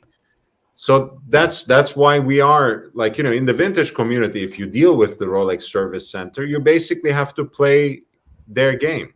Mhm. You just have to, like, I, for example, if I ever need a bracelet, which I haven't so far, and at any rate, I would rather source period correct, through my own sources. You basically have to go with the watch head and saying, like, look, this was passed down to me. Can you please, hook me up with the correct bracelet? Because if you actually go with the bracelet, or, let's say you have Oyster, but you want the Jubilee for your 5-digit GMT, they will try to take your bracelet from you, and you don't want to have to play that game. It's just not, it doesn't make sense. My understanding on the 126710, you can request the alternate bracelet for that watch. You have to prove you have that watch, but they will let you keep your existing one. I think you have to pay like a surcharge to keep it, like 20% or something. Okay. But I've got the Batgirl, and I've been thinking about picking up the Oyster bracelet, but I was actually thinking of maybe picking up the Submariner bracelet for the 11 series, which also fits, just because it's got the brushed look, which I would much prefer. And then you also get the glide lock as well. It's not accurate or whatever, you call it Frankenstein, but it's my watch, and I still have the original bracelet anyway. And also, I think, like, it's the maximum effect in a way, because you have the Jubilee, which has a more gleaming and jewelry like look, and then you would have the satin brushed Oyster, which would give a completely different look. Yeah, it'd give me the most flexibility in the one watch. You were saying trading loss? I think it was the professor who Yeah, the authorized dealers, I don't know which one. Obviously, you go to the ones in Australia, but from the ones I am aware, they would not do that. They're not allowed. If you know an authorized dealer who likes you, perhaps, but they're under strict rules not to change things. So if you manage to do it, great. Sure. So just background. One, I am in USA, but that's not really matters too much. I do actually have an 11 series Submariner, so I would not be asking for a bracelet. Okay, you're very lucky. But it would still require me to obtain the bracelet in addition to the one that already exists. So I don't know if that's still cool. I would like that, but it doesn't have to happen, of course. Yes, there is confusion in the latest model, the Batman, that they can change from the Oyster to the Jubilee. And some authorized dealers thought that this was something they were allowed to do. But Rolex said, no, you cannot change bracelets. You cannot go and get the latest Batman and you have the Jubilee and you change it to an Oyster. Oh, really? Okay. Yeah, there was. Is that what RSC said? RSC won't do it? I know for a fact, because I had a friend who wanted to do that, and initially he was told it was going to be allowed. Oh, I think we lost him. Because I think I've seen pictures where people have successfully gotten the alternative bracelet. Now, I know anything Super can happen Jubilee, in the world, but Super Jubilee fits in a lot of ceramic Rolexes. Mm-hmm. Yeah. And Sorry, you can't Professor, get you were those saying... unless you have a Datejust 36, I think. Yeah. Mhm. No, I was saying that I had a friend who bought last year a Batman, and he was told initially, yes, you have the Jubilee bracelet, you can change it to an Oyster. Come by. And he went, and then he was told, no, we reached out to the repair center, and they told us we're not allowed to do it. So, Is that because he had the 11 series Batman? no, he had the last one, the latest Okay. one. He had the latest one, so he was told initially that he can do it, and probably maybe they did it for 2 3 weeks. I don't know, but then Rolex decided, because it's a secret society over there, it's not meant to be transparent, that they shouldn't do it, because probably they realized that you can do it. Back in the days, 20 years ago, you could have gone with a Coke GMT, and if you were friends with your AD, you could have had it replaced with a Pepsi. So you would had another watch which could last you. But then, of course, Rolex said, no, no, no, you can't do it. And of course, when they produced the ceramic, there is no way on earth, unless you know God, for you to replace the Batman to a Pepsi. And in the dial, in the dial, remember, in the old GMTs, the dial was exactly the same. Coke, Pepsi, it was the same. It had the red index, red hand for the second time. Now they changed that, so they made it even more complicated. And the repair shops, a lot of them, do not want to touch the hands unless it goes to the really big authorized repair shops. Mhm. In the US, you have a few, the one in New York and so forth, right? But it's not that easy. Just open the back, take out the dial, and start replacing everything. I mean, it does require a bit of precision. I'm not trying to say this is rocket science, but Yeah. The Pepsi and the Batman, the difference is just the bezel and GMT hand, though, isn't it? yes, Okay. that's it. Yeah. So your friend was trying to obtain an Oyster bracelet for his GMT? Yes. Mhm. Interesting.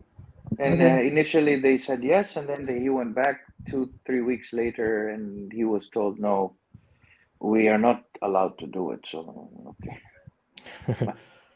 Well, I guess I still have the option of just pulling the Yeah, bracelet off my 11 series and putting it on my GMT whenever I feel like it. But yeah, it's nice. we'll Why see. not? It's nice. It's nice to do it because you get a different watch. It's beautiful, and I do get the sense of having the Oyster kind of matte color rather than the flashy one. It is a flashy one, and especially when you have the Jubilee. I mean, you're seen from miles away wearing it, and Mhm. sometimes I tell my friends, guys, you tell me that you want to be subtle, but you're anything but subtle with this watch. The one that really stands out is the Sky Dweller, the Jubilee, Mhm. with the dial, the blue one, and then that really stands out. Yeah. And Well, I people, mean, in many parts of the world, they don't want to have their hands chopped off. I mean, well, that's that. One of the reasons that I do like pre-ceramics is also because of the Oyster bracelet that doesn't have those polished center links to begin with. But the other step that I usually take, look, when you have the whole package, you have this integral look to a Rolex watch. The Oyster case combined with the Oyster bracelet or with the Jubilee bracelet, even when it's all steel, it's a certain look, and it does grab the right and wrong kind of attention because it's so iconic. I love wearing leather straps. I love wearing different kinds of straps on my watches because also, especially with pre-ceramic watches, you put it on a leather strap, it becomes very subtle, very subdued, and very hard to notice for someone who doesn't actually know about watches. So you just get the right kinds of attention, more or less, and the wrong attention, again, more or less, largely disappears because people don't notice your watch unless they're looking for it, unless they're paying attention to it. So I like that, actually. I like having the older Oyster bracelets. I love putting, my Rolexes on leather straps, because no matter how fancy the strap is, it suddenly becomes much more subtle and elegant in a different way. Absolutely. Thoughts on that new Vacheron 222? I think, if you ask me, I actually profoundly love that watch, even though it's not my style at all. It just reminds me as something, if they remade Scarface today, it won't be an Omega on Tony Montana's wrist. It has to be Vacheron Constantin 222 issue. It has to be.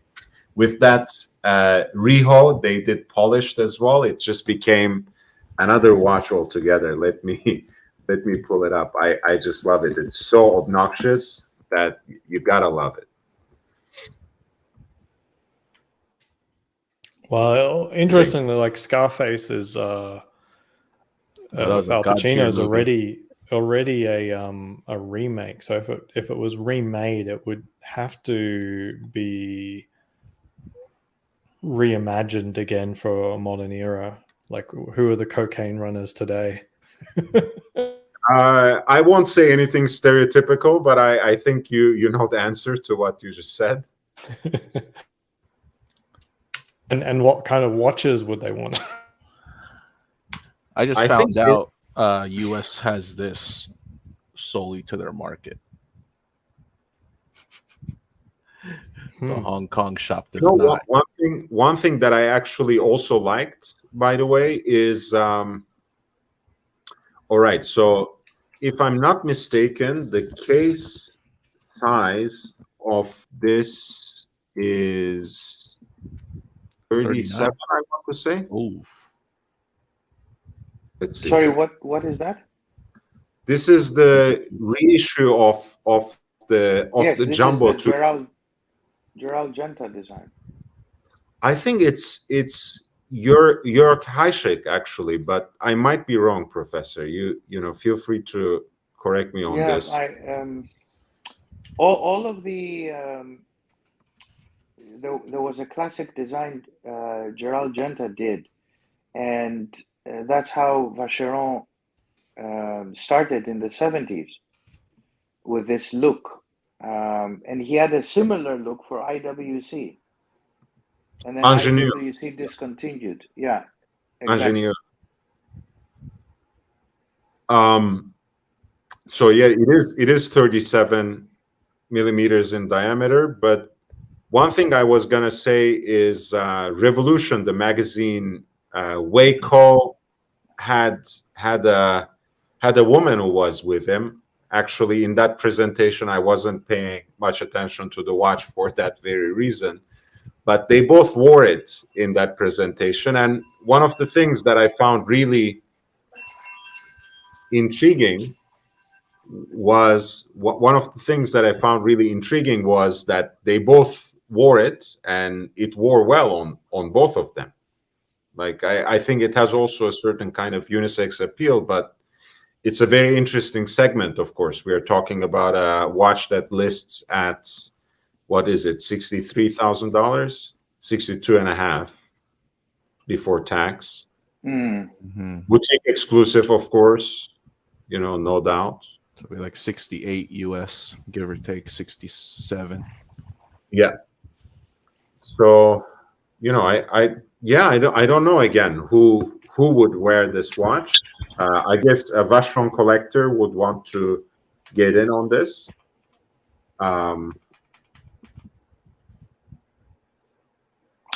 It's a lot of money. Of course. I bet you can't just walk in and try and get that. You had to have like an overseas or something. Yeah, I don't think you can walk in and even try To on ask. this watch No, at this. I don't think so. Because last I heard, the overseas blue dial is boutique only. Right. So this has to be boutique only. I think it is, no doubt. In fact, so what I wanted to show is, okay, so this is Wei and how he wears it, and it looks fine, 37. He wears it a little close to his hand for my liking, but it makes the watch look a little bigger than it is. And then she tries it on, and it looks just great on her wrist as well. I don't know if we have any closer shots. Yes. Again, I'm more interested in the leopard print overall than the watch. Yes, I agree with you. The leopard, it's very nice. But in either case, I think it's a very very original design. I actually love this bezel that they have for this one more than the Maltese Cross one. That's a little too on the nose for my liking. But again, I mean, it's like it's the absolute pimp watch. It's hard to visualize again who would wear this. One thing for sure, Lord, is that bankers would. The people from the Middle East, Mhm. the Muslim community, will stay away from this watch because they traditionally had issues with Vacheron. And I'll tell you why. It is the cross. So now if you have a cross in the back, but also on the front, and you have a cross looking at you next to the dial, a lot of people, and I've known people who have asked the cross to be taken off from the clasp They and won't do also it. from the dial. So I don't know what they'll do with the mark. So, sounds very fitting that it's Easter. Could you elaborate? I'm pretty familiar with Islam, but I've never heard of any objections to crosses. By the way, Well, before the professor goes with that, I will say as a Jewish person, when I first got to see the overseas, and I liked certain things about that watch, and the Vacheron boutique was giving me a 5% discount. This is 2017, before these were so hyped up. And to me, it was too much. I don't care about the brand's image, but the fact that you had an entire bracelet with half cross links, I was like, okay, well, I mean, this is a beautiful watch, but I'm not gonna wear as one of my main sports watches something that has like 20 crosses on it, because that's not cool. So I had a friend, I mean, and he was a Vacheron fan, and he is Muslim. And I looked at the watch, I said, beautiful watch. He said, yes, but the problem with Vacheron is that in our part of the world, people don't like it because of the cross. And it's a very distinct cross. You have it on the dial and on the back. And of course, the overseas has it all over. Many people might not know it, but it was that distinctive look. And I did know the authorized dealer for the entire region of the Middle East. I mean, there is one guy. And I asked the question many years later, and I said, what do you do with this? He said, well, sometimes we take off the cross from the manufacturer. We take all these crosses out. I mean, what do you do with the clasp? You can't. But we take off from the back in the very expensive leather ones, and on the dial we just don't put the cross because people feel that this is not. Remember, these are countries where churches are not plenty, and in the old days, even the Swiss had to explain their flag in some of these countries because it had a cross. I mean, this is for the historical perspective. So Islam basically sees itself as the last and kind of like the culmination of Abrahamic faiths, right? Historically, it's the Yeah. last revelation, and that's what it claims as well. And as much as it integrates all these prophets of Judaism and Christianity, that's precisely the issue, right? Jesus is a prophet in the lineage of Islam. He's not. He doesn't belong to the Trinity. He's not the Son of God.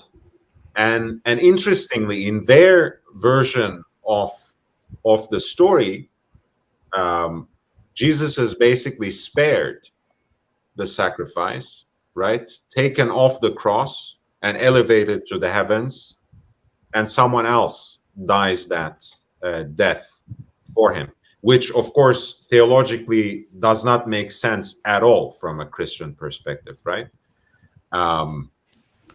So Interesting. Yeah. that cross imagery in Islam, even for people who respect Christians and have no problem with Christian faith and Christians per se, for themselves, it's a no-no, because it represents that theological perspective of the Trinity to a certain extent.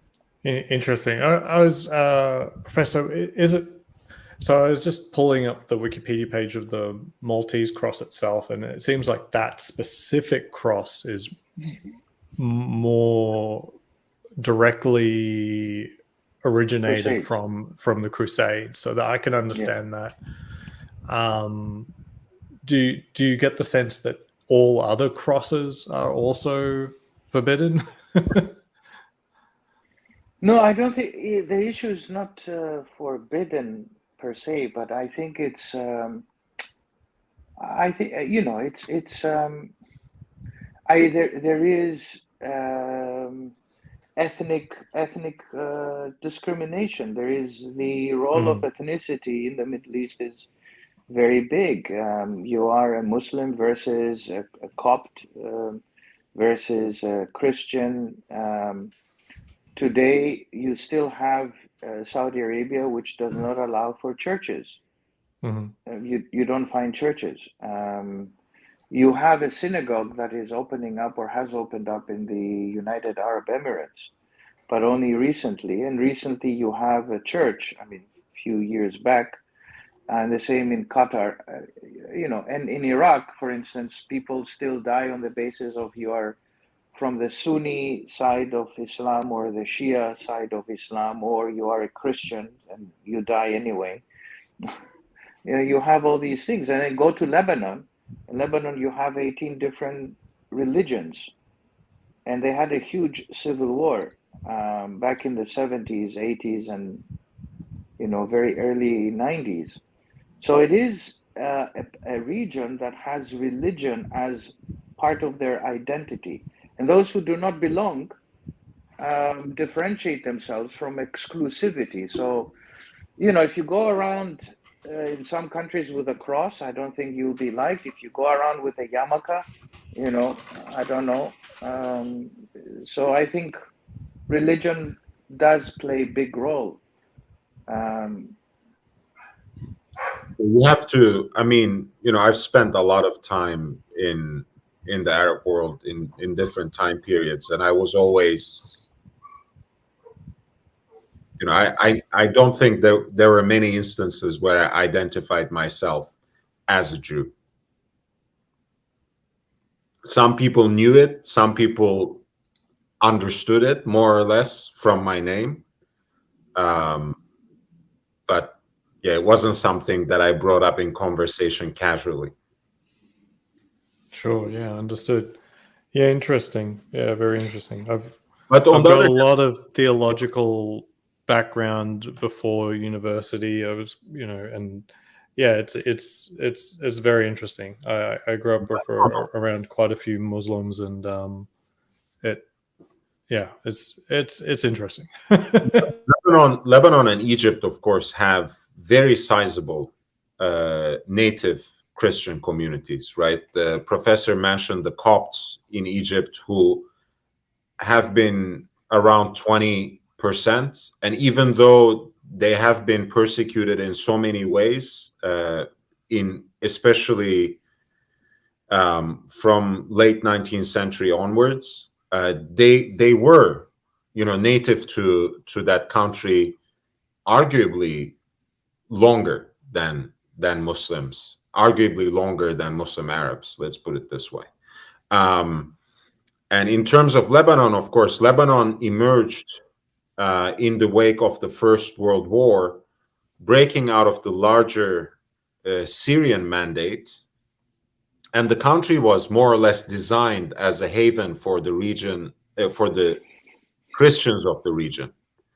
Whether it lived up to that ideal or not, that's a much longer conversation. But, of course, Maronite Christians are indigenous to the to Mount Lebanon. They pledge allegiance to the Holy See, to the Vatican. There's a sizable community of Greek Orthodox actually in Lebanon, Arabic-speaking Greek Orthodox community. Of course, a lot of Armenians there, a lot of Assyrians, Malkites. You might call them Greek Catholics, etc. But anyway, so Lebanon is a very interesting country for that. It does, of course, increase the tensions sometimes, but it's very diverse and very impressive if you get a chance to visit ever. And people will constantly warn you against it, right? People will say it's not the right time. There will never be a right time to visit Lebanon. So you just have to look for the good time. And its people are really special. I grew up with quite a few Lebanese. In Australia, a lot of Lebanese people. That's true. I guess an interesting question is like, would or could Vacheron do anything about that logo to address anything like this? Now, personally speaking, I spent a year working in Switzerland, and as best as I can tell, such a thing would be out of the question.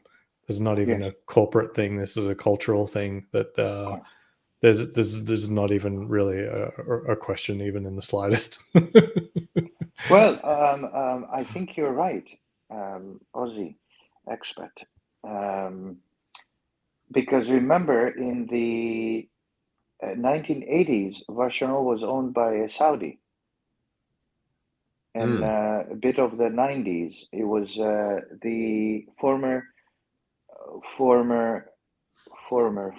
oil minister, Zaki Yamani, had purchased Vacheron. And back then, he could have changed it. Maybe he asked, I don't know. The Swiss, you're absolutely right, would never entertain such a thought. This is the oldest of the oldest. So, I think they will demolish the building. Yeah.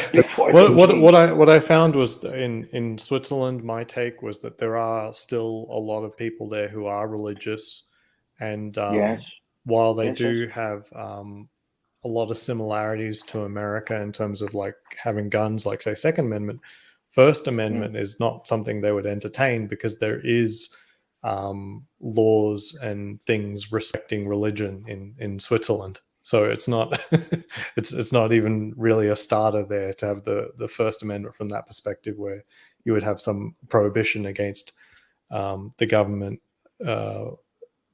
acknowledging the position of religion in Switzerland. So to me, the Swiss, out of all the European countries I've been to, and perhaps excluding Italy, because I've only been to Italy very, very seldom, were actually very religious themselves in general, out of European context anyway. Also we were just nitpicking about earlier, just the relatively minor detail about brand identity when it comes to Omega, right? In terms of distinguishing themselves from their hometown rivals. I actually have a short video on this on the channel. I'll drop the link in a little bit. Like, what does it mean? What do all these recent developments mean in terms of Omega's brand identity. But even then, for anyone who feels anything about Omega, we get riled up a little bit. Imagine, for the Vacheron Constantin collectors, much less, the larger Swiss population who does feel pretty strongly about religion, at least as a part of their national identity, right? It is part of their flag after all. Yeah, I can't even imagine, that they would entertain something like this just to appeal to the Middle Eastern market. Yeah. Oh, they don't care, of course. Absolutely, they wouldn't. Yeah. I mean, it was established when was it? Vacheron 1753?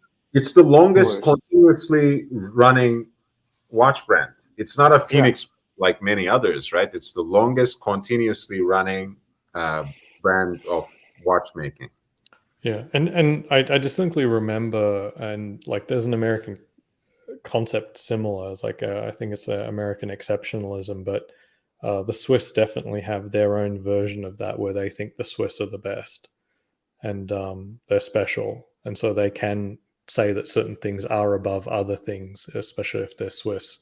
So, or is it, you could call it Swiss chauvinism? So they really wouldn't care what other countries have issue with or don't have issue with. Although there is a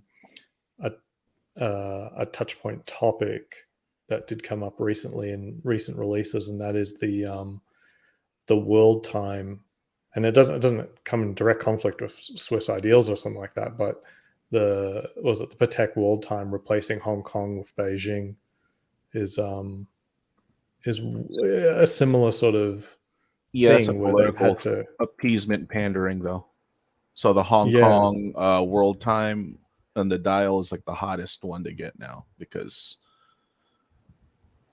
you could probably only get that from a current owner, because I don't think they make that anymore. No, they changed it to Beijing. Yeah, it's Beijing. Yeah. And if you see that as political, then to me, sort of artistically, you would have to say that you've got a censored watch. It's kind of a weird thing to say. It's why I've started buying I've started buying Blu-rays again, because I really dislike the idea that when I stream something, that maybe this has been changed in a way I don't know or are completely unaware of. And they've started doing that. They've gone through movies and they've started changing things and replacing things. And I'm dead set against that. And I just can't imagine having a watch that was literally censored. I think it's also not. Let me also use another angle to see this change. It could also be financial. More people from mainland China are buying these watches, and they want to appeal to that audience rather than the Hong Kong audience. And maybe that is something which is related to what you said, of course. Well, the thing Politics. is, Hong Kong is seen as like a major financial center. Beijing, no offense, It's a political isn't, center. Yeah. isn't shit. Like, I mean, they should have put Shanghai instead. Or something. Could we pull up a world Yeah. time? Because I mean, an example of this, like there's different financial centers in the world, and there's different political centers in the world. What does the world time use for, like, Germany? You want the new version or the older version? Either one, because I'd like to see what city is used for the German time zone. Because if they're using Frankfurt versus Berlin as an example, like political center versus financial center, let's see. it would give a Use consistency. New York for sure. Right. New York as opposed to Washington D.C. Just as a quick idea, I was always surprised, by the way, speaking of all Tiffany watches that they produced, I was always surprised why there wasn't ever a version of the World Time that had Tiffany and Co. as the New York entry. But that was just a weird idea I have, and I don't know why they never made that as a special edition because there's no other place to really put Tiffany on this dial or in the Guilloche dial for that matter. But let's see what they have. So London, Paris. So there's no Germany on there. Easily sidestep that issue. Right. They have London, Paris, Cairo, Moscow, Dubai, Karachi, Dhaka, Bangkok, Beijing, Tokyo, Sydney, Noumea, Auckland, Midway, Hawaii, Anchorage, Los Angeles, Denver, Mexico, La Paz. Buenos Interestingly, no Singapore. Yeah, because Singapore is Hong Kong time, so they use Beijing. It is. So I mean, I've done the flight also- between them. It's like it's just within the borders of that time zone, right? Okay. Let's see. Was it Dubai, right? The Hong Kong dial has, I think it's Riyadh. Hmm. No, I don't think so. It's impossible. Yeah, they have Cairo, Riyadh, Moscow, Cairo, Riyadh, Moscow. and then Karachi, Dhaka, Bangkok. Let me see where else is there. That's the This is oldest. That's the an oldest. older. That's an older one. Let's see. Try and find that one. Huh. I learned. Or is that an every day. error dial? I don't think Patek makes mistakes like that. That'd be ridiculous. But it is Because they it's always really have to funny buy. to put Sorry. to put these elements on a watch, because a watch is relatively timeless, but cities and countries and things like that are actually not that stable, especially not that countries. one. Let's see. This is it. Yeah, this says Hong Kong, Karachi, Dhaka, spelled differently, in fact, Bangkok, Tokyo. Yep. What else is different? Yeah, the one I'm looking at is the enamel dial. So, but yeah, this is like the same setup. Caracas. There was La Paz in the new one. This one is Caracas. Rio. Anchorage in the new one. I think so. Yeah. Okay. There was. But yeah, otherwise, yeah, Karachi wasn't there. Hong Kong wasn't there. Yep. And Caracas wasn't there. Yeah.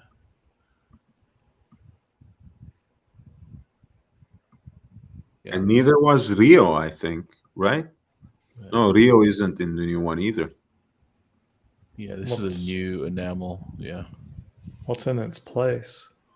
Oh, sorry, Karachi is here as well. Yeah. We just switch places with Dhaka. Buenos Aires.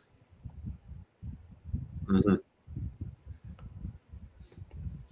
Yeah, that old one is I think 5131R-001. That's a 2016, I think. If I'm not mistaken, I could be wrong. 5131R. Let's see, 5-1. Yeah. That should be in rose gold. Yeah, with the Clausen. Yeah, there you go. Boom. Hong Kong. Yep. How much of this is probably highly priced, right? Let's see. Oh, Over it's got 100. Brisbane on it. It's got Yeah. Brisbane. It's got Brisbane. This is a desirable one. This needs to go to Archie's This is a collection right now. desirable one. Brisbane. Right? Bris Vegas. There's the Oceana. So they have Dubai. They don't have. They always have Dubai. Yeah. Oh, that one has Dubai. When in doubt. Wow, Sao Paulo. Okay. São Paulo, it has São Paulo. And Dubai is the financial capital, not Abu Dhabi. So also because of how much text they can put in. So Abu Dhabi, how they're going to have it, A and then Dhabi. Whoa, why is Brisbane different to Sydney? That's a good. Is that just a mistake? I don't know. I don't know. What year was this produced? I mean, I obviously haven't lived forever, so there may have been a time at which point Brisbane and Sydney had a different time zone, but they are in different states. But they are literally on the same latitude line. Is that the way you say it? Longitude line? Let me check my map. I'm pretty sure they're sitting right on top of each.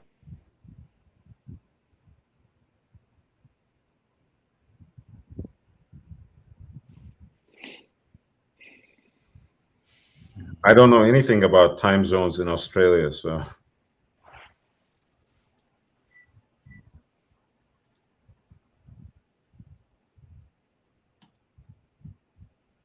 Yeah, if I just look at the map, it's plausible at some time point that Brisbane was ahead by half an hour, but highly unlikely. NATO said there's an hour difference. Is that right? There is an hour difference? Like, has that always been the case? Uh, I'm sorry. This is just I'm just letting you know, like, just how much of a backwater Brisbane really is. That's the wrong one. I've lived in Melbourne and Sydney. I like Brisbane. Like, I had no idea there was an hour difference. I assumed you banana benders had to go on the same clock.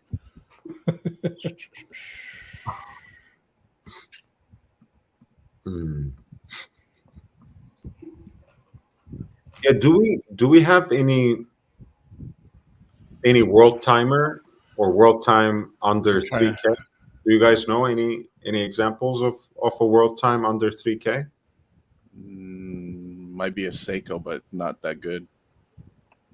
I mean, I know Nomos has a pretty nice one called Zurich, which is the only Nomos I've ever liked, by the way. But that should be over 5K already.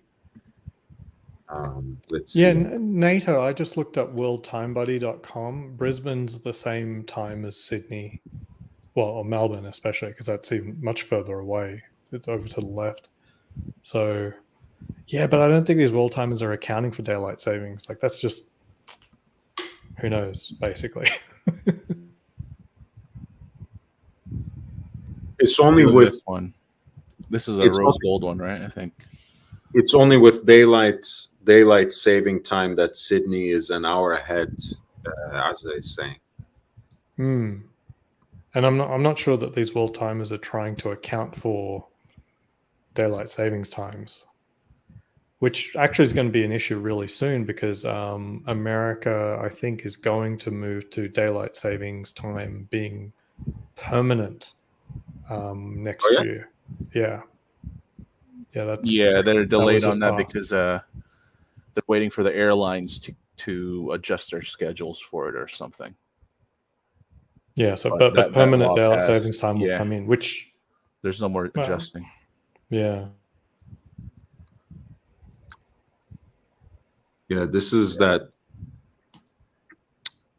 one. I think it looks quite handsome in the midnight blue, but it's already 6100.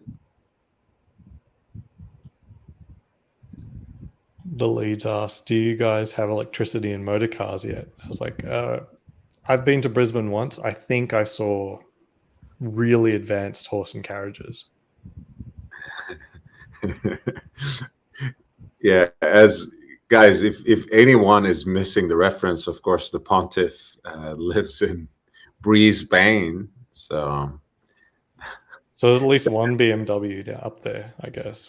That is our Mecca, so to speak.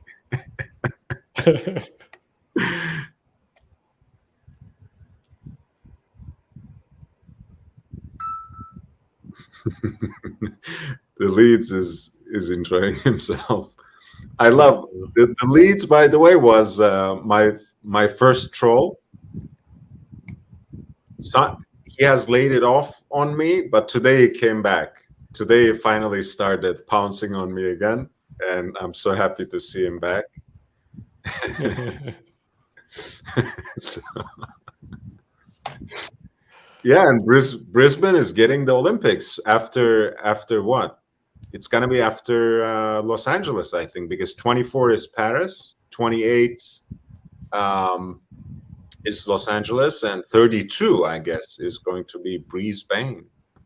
I should be back in New York around that time. Sydney. 28. Most beautiful dump on the beach. Oh, the Olympics! My gosh. Wow. Good times. What are the markets doing? EU. Nomos Glashütte Deutsche Uhrenwerk. Wow. Who What? would have known?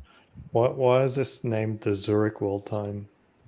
Hey, it's pride. No, because of all brands, this is Nomos, right? Which takes pride in the German watchmaking tradition and tradition of design, and it's in Glashütte, that famous town that Lange is from, that Glashütte Original is from, and God knows Union. They have so many other brands, and yeah, this is called Zurich, and maybe it doesn't even have. Yeah, I don't think it has Zurich on the dial either. That's the funny thing. It's completely nonsensical. I don't know what it means. Well, at least let's approach it from this way. At least Zurich is in the German part of Switzerland. So there's that. But yeah, they chose the capital here. It's Berlin. Look, they chose Berlin, not Frankfurt. Yeah. Interesting. Yeah. Especially when they chose Zurich as the name, which is probably financial capital as opposed to actual capital of Switzerland. Right. Weird stuff. We got Hong Kong there. Yeah, because by the way, let's trivia time. What's the city that's the actual capital of Switzerland? Ozzy would know this probably. Yeah, I'll go last. Too much time elapsed already. People are Bobby Googling it.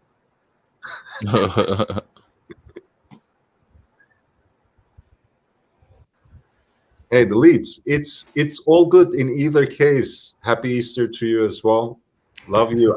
I don't mind being trolled. Do you think, if I really had problems being trolled, I would have run away from this community like on my first day, I think. Yes. Winner, chicken dinner. Yeah. When I was working at the Swiss exchange, they made fun of a girl because she was from Bern. They said they talk slow. I don't know if they're perpetuating a common stereotype or are they just bullying this one girl. I don't know. Honestly, there's so much nastiness actually in the watch industry. We don't see it much, but between different ethnicities in Switzerland, I'm sure again this is something Ozzy, they are very nasty to each other on a at the level of daily life. I'm not necessarily saying people are discriminating against each other or committing crimes at each other, but they make the nastiest jokes, and there's some animosity between Germans and French and Italians. Yeah, I remember the slur for the people in Zurich was Zurich. Because they're supposed to be rich. Yeah. Oh man. But yeah. Zurich is the financial capital, of course. Welcome back, Professor. But thank you. You touched on some very interesting points immediately. I was just taking care of my son. I apologize, but I was listening to all these fantastic points. So I would say yes. I mean, the Swiss are particular. If you knew the Swiss, you would think twice of buying their watches, of how they think of us, of the lower people. Right? Oh, you're quite accurate on that. Yes, very accurate. Swiss people also will never buy a Vacheron because they're very frugal. I mean, this is the polite way, but they're basically stingy as hell. So they would buy a Swatch watch for $80 or 120, whatever the going price is, but they'll never buy a Vacheron. and wear it. Even the very wealthy ones, they wouldn't wear them. They're very frugal. Professor, Um, tell me this. If it weren't for Italy, would this industry even exist at this point anymore? yeah, I think if it wasn't for, I mean, Italy is a very big market for them within Europe, definitely. I'm And talking they're, about, like, 70s and 80s, when the quartz crisis was actually hitting. yeah. Weren't for Italians, would they even survive? No, they wouldn't survive. I mean, Italy is a very big market for all of them, especially for Rolex within Europe. And then everybody else jumped on the idea of Rolex and so forth. The Italians, in fact, in per capita terms, are one of the highest owners of Rolex watches in the world. I mean, I'm First of they course, buy the Rolex, and then they buy a car, and then they buy the car and they don't have a flat, so they live in the car, wear the watch. This is the typical thing. I was exaggerating a little bit, but honestly, when you look at that particular juncture in horological history, early 70s, 72, which is understood to be exactly the threshold of that quartz crisis, really hitting and starting to hurt the bigger brands. There's so many moments, when it comes to, the market for Rolex, especially within Europe. When it comes to, like, the Royal Oak, right? 50th anniversary, we have just celebrated it. And how that was kind of with the push of the SSIH agent for Italomega, Carlo De Marchi, who said, make us a steel sports watch so we can market it in Italy. Or the comeback of Reverso.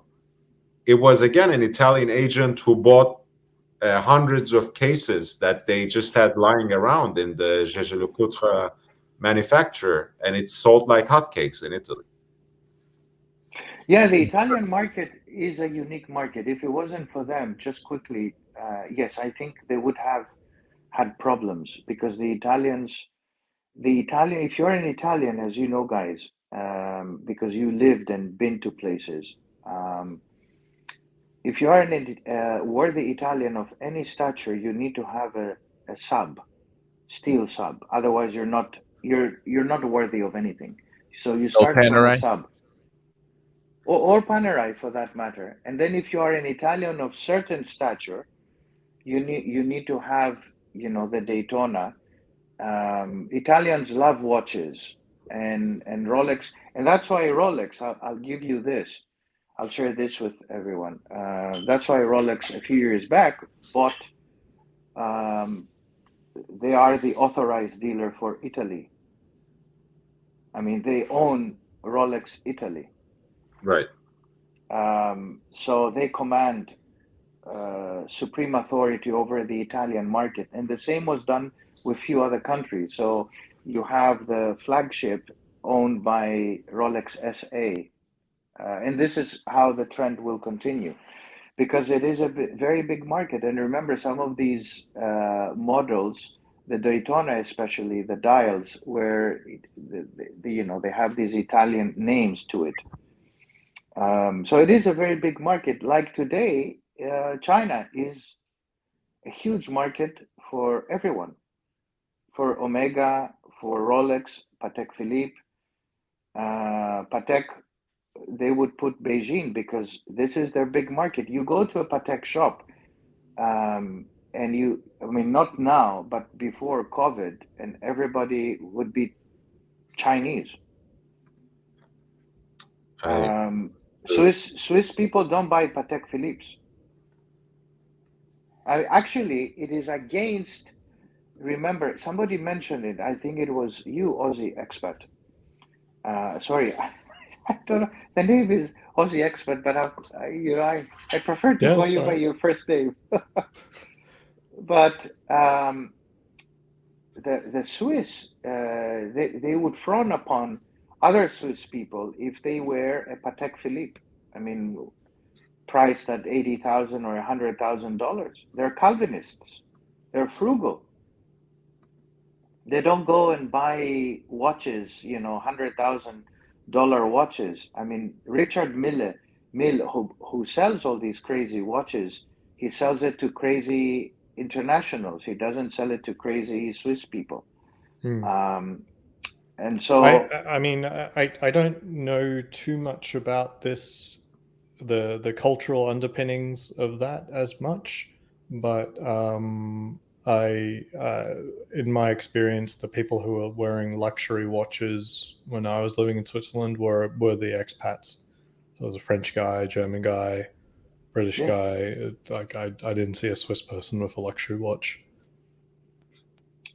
exactly, and some of the Swiss people I've noticed with watches of certain stature, wealthy enough to afford one. I would see them with a Portuguese IWC. I would see them with, the most they would wear is, they would never, a Jaeger from time to time, steel. These kind of the more Germanic brands of the Swiss industry rather than the French. Rolex, I would never see a Swiss guy wearing a Rolex. I've never seen one. In fact, I think they frown upon people who wear, the foreigners who wear Rolexes, and they say, "Oh yeah, they're foreigners who buy our stuff," and that's what they sell. They sell chocolates, which they have mastered. They don't produce the cocoa. They sell medicine and precision machinery and banking and watches. A lot of power to them, and they have a huge branding power, unique, I think. And they take care of their environment and their country, and it's clean as anything that can be clean. They're very highly security prone.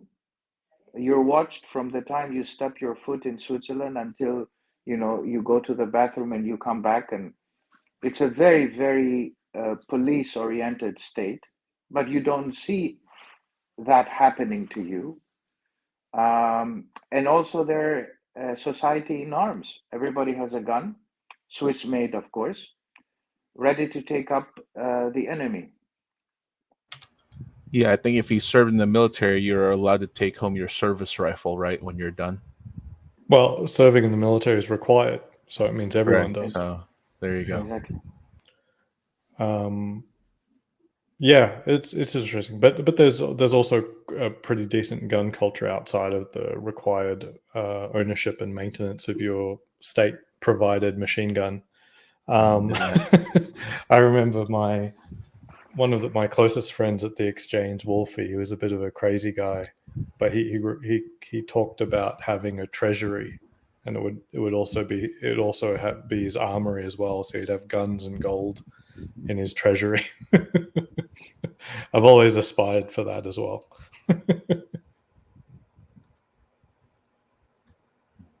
Yeah, Jamie Opulence said they have a lot of bunkers in their homes in Switzerland. Now, I haven't seen any bunkers, but I imagine his treasury was a real room.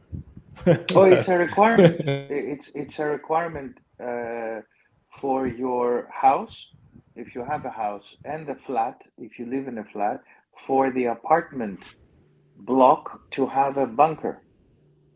There is no Swiss home without a bunker. Quick, I want to answer this question very quickly. Thoughts on Cartier Santos Garbet large 1564?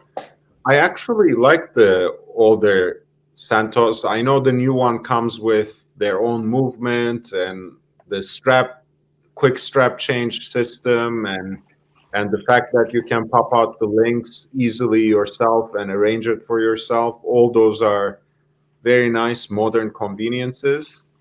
But if you actually like the vintage styling and the dimensions of the large case for that model, I'll go for it. I think a Santos, again, it's one of those pieces of timeless design. You find the one that appeals to you, you'll be set for life. You know, I can imagine it being even a one and done watch for someone. It's like the sub. You know, some people prefer the super case. Some people prefer the new 41 millimeter ones. You would literally have to give it to me for free for me to even think of wearing that rather than my 4-digit. You know, so in the case of Santos, I can certainly see this being even preferable to the modern one. Maybe you are just more into that aesthetic. Yes, it won't have some of the conveniences that the newest version offers you, but and I know that, you know, that some people might think, oh, they would all be filled with the quartz movements. That's not true. You know, the large version especially, you can find it in automatic. So I think that's a great option, and of course, it will be much easier and cheaper to get than the current version. So since the Swiss are frugal, do they prefer like Tissot more? Tissot now proudly endorsed by AC3 and AC4 4.1. So just Yeah. in Archie's live chat, RX is a Archie's hit, stream, man. there was someone talking about like buying banks during like the crisis and stuff, and I was pretty. I wanted to point out to him, like, you couldn't just buy banks and make money. And I remember specifically Credit Suisse, because everyone that I knew had most of their savings in Credit Suisse, because they're either ex-Credit Suisse or current Credit Suisse. Shared a trading floor with them. Yeah, and like their stock price is at an all-time low now. Never mind buying them in 2008 and making money. What was the other big UBS were Swiss supposed bank? to merge. UBS, they were supposed to merge, UBS. but after that drama with the green sale and them imploding and losing, like, I don't know, $6 billion plus, it's pretty pathetic. UBS still hasn't really recovered. Like, I remember at the time, like when things were hitting the fan in 2008, like going under $20 for Credit Suisse. It's like, under $20 you're going to make money. Well, look at it now. It's $18. I'd rather be in Deutsche Bank. Yeah. Credit Suisse. Oh yeah, you have a friend in the chat, Ozzy. I know you love the new tank chinoise. Right? Do I remember that correctly? It's gorgeous. That's one of the best looking watches I've seen in my life. Like, I absolutely love it. I really, really love it. I love the bars and the theme. It's really, I really love it, and I can see it on me. I could see it on a lady. To me, it's incredible, and I love how they've done it. It's not just a generic skeletonized watch. The way that they've incorporated the design of the watch and the movement to serve one thing. Like, they're not going to reuse this movement for anything else. Well, you tell me, but it's so, like, from scratch. It's built to be this particular design. It's so cool. And to be honest, also, I already liked, you know, tank of course has many iterations, right? You know, there's tank américain, française, and, you know, chinoise is one of the designs, and I already liked that particular design. You know, that the rectangle slash, I mean, this is still a rectangle, not a square. The rectangle is constructed in a way that really appeals to me. You know, it has more dimensions than the regular one. So yeah, if you pull up like the current tank mast, the bar between the side bars that sits between, it sort of looks a little undercooked, while this sort of like there's no avoiding it. Like, it is a proud part of the watch, not just oh yeah, there kind of has to be a border on the top and the bottom. This one makes it sort of integral to the watch's structure.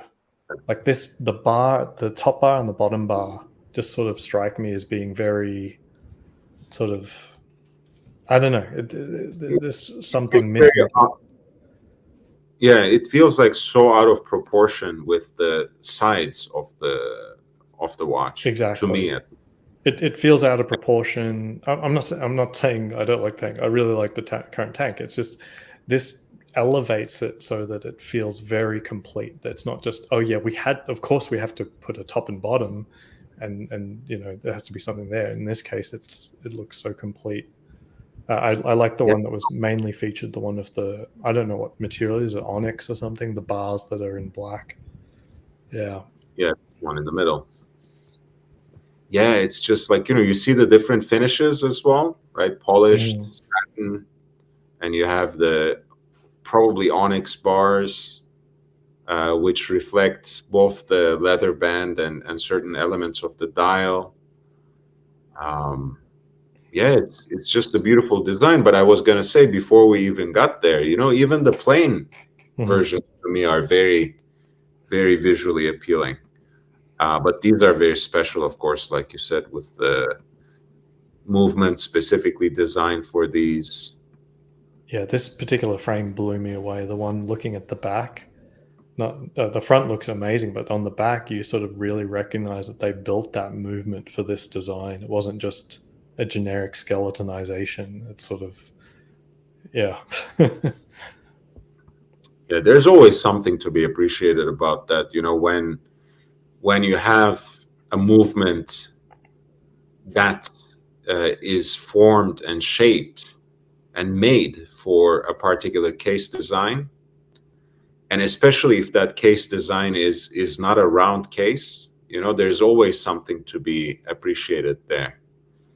It almost feels like there's not enough parts to this watch for it to work.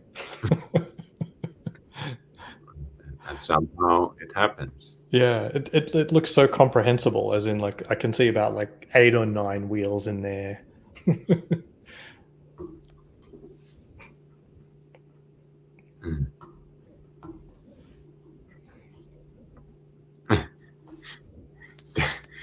MLMJ for Cartier discounts, because Casey Aquatics was asking it. Discount and some chocolate from AD, gray market a bit more. Maybe you can get 10% off. Is there any way to know how much this particular watch costs? Let's see. Because I was really trying to find it, because I was trying to convince my mother-in-law that she should stop buying Lady Datejusts and get something like this.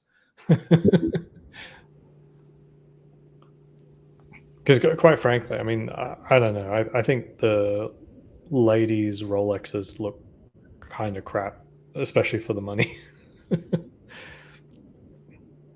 I can't really. You have to buy those to get some pieces, though. The garbage 31s. So I should not tell her to stop. I just got to tell her to please do it on your account. Buy like the Roman one with the blue. At least you're gonna lose like $500, $600.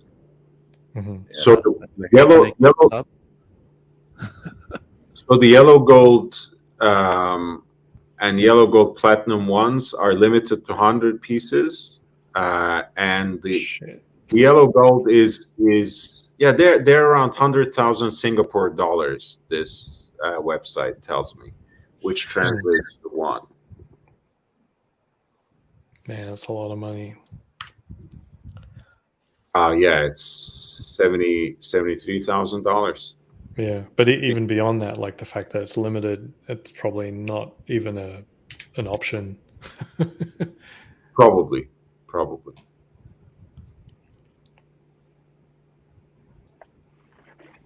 I will have to leave you, everyone. I have to. All right, sir. We have about 10 minutes left in either case, Professor. Thank you so much, everyone. For our Thank discussion. you, Lord. Thank you, Aussie Trading. Thank you. I hope you're not actually losing. No, it's a pun. So in the markets, I either trade them losses, or they trade me some losses, but not as much as I give them. But yeah, no, Wonderful. do my best not to. Thank you, everyone. Have a All great right, sir. Have a good one. Bye-bye. Bye-bye. So, Well, not a lot of banks actually did make money out of coming out of 2000. Like if you like that story of buying banks in 2008, like Lloyd's is down, UBS is down, CS is down. Like who could you have bought in 2008? You still make money. Bank of America, Citigroup, any U.S. name, you would have Really? killed. Because Citi came so Citi was well. like That's at, because like, Citi got 3. so close to bankruptcy. Yeah, It's they got unavoidable. They got bailed out. Yeah. And Bank of Like America was like, I think $3 or $5 back then. Yeah. It's at 45 now, Mhm. or around there. And I think they split. I don't know. guys, we're closing in about 10 minutes. So until then, if you have any questions, any last words, please send them in the chat. As always, you know, I'm trying to make my way to 1,000 subscribers. So upvote to help me gain more exposure. Check out my other videos. I have some great short content that I start producing more and more, and there will be more to come. Spread the word. Try to, you know, advertise my channel to anyone you know who would be interested. The live streams are great because I have such nice guests who indulge me. In either case, if you want to encourage me to create more unique and original content, you know, get some equipment and perhaps start going around and filming outside in Los Angeles, consider making a PayPal donation. It's connected to my main email address, which is lordhellespont5@gmail.com. That's lordhellespont@gmail.com. And if you have any questions, you know, about the history of a brand, about the genealogy of a given model, if you need some help and guidance with a, you know, with a new watch purchase, or if you want me to review your collection in the form of an interview where you jump on to the live stream where we can actually learn more about you through your watches, please just drop an email to the same email address that's connected to my PayPal, which is lordhellespont@gmail.com. Guys, any last words for today? Mm-hmm. I'd buy Richard Mille over Patek. Really? Nah, I don't like Richard Mille. I mean, look, isn't it an entirely different segment, Ozzy? Well, as I said, you were talking about my hesitation, and so Big Meech as well, going above Rolex. Like you're sinking so much money in, and then there's a lot of issues. Like, aren't there some Richard Milles that are actually pretty reliable? No. They're like APs, I think. Really? Garbage. Really? Well, I mean, I know for a fact that Audemars Piguet produces chronograph movements for Richard Mille. So, See, there you go. Okay. There you go. Woo. but you know, they have that great advertisement of Rafael Nadal playing with their watches. So And Bubba Watson. right, for the golf as well, of course. Oh yeah, this is a great watch, by the way. Our last minute hit. This proves to be a lovely one. I think it's MLMJ who suggested that we take a look at the Dubai Watch Club commissioned Santos with a salmon dial and Arabic numerals. What does this mean, Watch Club commission? Because I also saw one from Singapore. They had like different tank shapes or something like that. The Singapore Watch Club. So basically, they got together and placed a bulk order to Cartier using probably their connections as well, because I don't think they would do it for any random collection of 100 individuals, and had a special edition made for them. I think it's also a two-tone. It's like maybe like a pink gold bezel. Am I right? MLMJ can perhaps clarify that as well, but it looks like a very handsome watch. It's lovely. Trading is not impressed. Yeah, I don't know. I haven't. Maybe I need to look at Cartier or something. Mm-hmm. So I can't say anything. Never really called out to me. My sister has a Cartier tank. See, I don't even know the models, man. Her husband got it for her. Yeah, tank is the more traditionally rectangular shaped one. Santos is a little wider usually, and it has the bezel with the screws. You see? Yeah. Does a tank ever go up to like 30 grand Yeah, It- precious metal. at retail? Yeah, because I think that's what they got for their honeymoon or something. Mm. I was like, damn. He took a Yeah, hit I on think that one, but I don't want to be rude. Cartier in steel is actually pretty good value. Like you get the Santos for about 7K mark. So compared to Rolex, that's cheaper. But then I think once you start adding precious metal, like either two-tone or gold, those two-tone or gold models are actually more expensive than Rolexes. If I recall correctly, like just in terms of value, the steel Cartier stuff is very affordable compared to Rolex. Real Cars Chronometer says, imagine Blondie on with Professor. Is the world ready for that? I don't think I am ready for that to be. So was there anything I missed on Archie's stream? Did I miss anything on Archie's stream earlier? Some drama of Blondie, right? It's Cliff notes, it's let like me know. it's like missing an episode of The Office. You know, nothing happens, but No. everything happens. So it's No, hard to tell you what you exactly missed. So yeah, that was an extra large version of Santos Dumont with Arabic numerals, produced for Dubai Watch Club. J617 says it's Richemont Private Client Services. They make customs. Great info. The Dumonts can go up to close to 90K USD in platinum. Absolutely. M says, my favorite Cartier of all time is the platinum Garbe that Mark Cho owns. Very petite model. I actually love Mark Cho. This guy is the owner of the men's clothing store, The Armory, that has. Oh yeah, I remember them. Based in Hong Kong, I think. Yes, they have one. They have a place here in Hong Kong. I think Singapore too. Yeah, and that was their original store, the Hong Kong one, and they also have opened one in New York City. And he Who's also the other owns. one? You know, Aska Chang.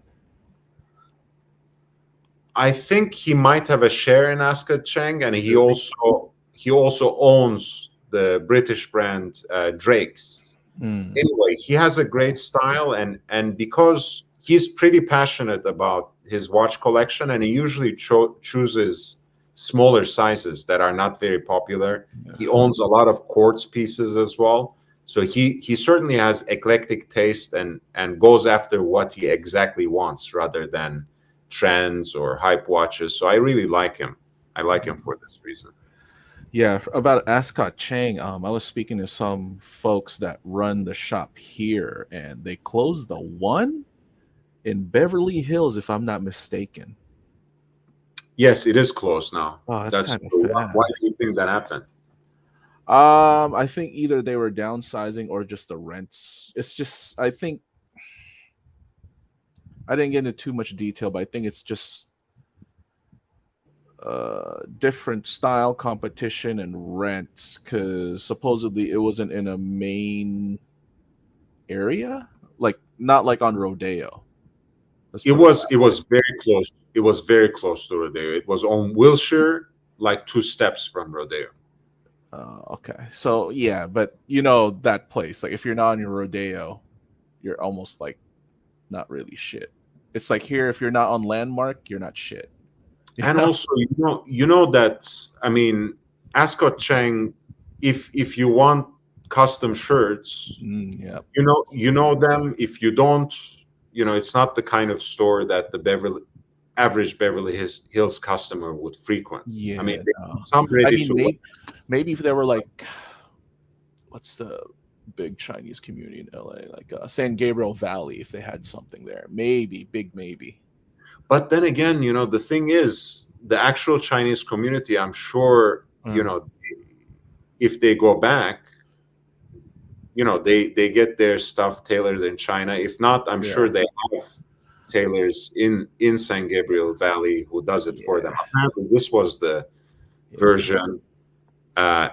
Arabic numerals, as in the numerals that are used in Arabic, Breguet hands, Salmon dial. Apparently, this was the watch that MLMJ was talking about. I'm sorry about that. I'm glad I could rectify my mistake before we closed. Thank you. And yeah, I like this a little bit. Arabic numerals? Are those Arabic numerals? Like Arabic. Yeah. Yeah. They look so primitive. I don't mean to be, but I just mean like the font styling is very like calligraphy, you know what I mean? They're not like when we have Roman numerals, that doesn't look like something that could be done by hand. This looks like it could be done by hand. Yeah, well, I mean, the thing is, in Arabic, the letters connect, right? And they also have different forms of letters depending on where it is located in the word. So it is even printed material has various calligraphic styles in which it is executed. So the numerals also go by those fonts, basically, those calligraphic styles, I should say. So you have a correct observation. They do look like hand calligraph, because that's how it is. That's how the alphabet is as well.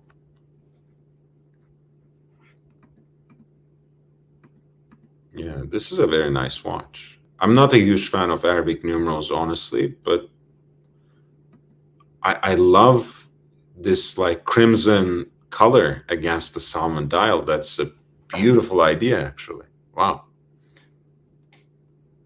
I can kind of imagine this with Roman numerals, and it could look just perfect. Hey, thank you so much for being here. Thank you for showing your support and being present. Guys, if you haven't yet upvoted, please do so on your way out. Again, thank you for everything. Spread the word about the channel. Check out some of my other content. I have more and more shorter videos coming up in the next few days. And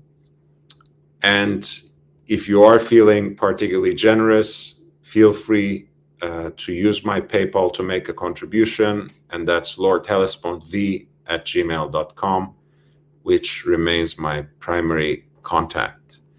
Guys, thank you so much. I love you all. Thank you to my panelists, Aussie Expat, Joe Kramer earlier, and of course, Trading Loss, El Professor, who, as always, was very helpful and informative. Thank you, and I will see you on the next one.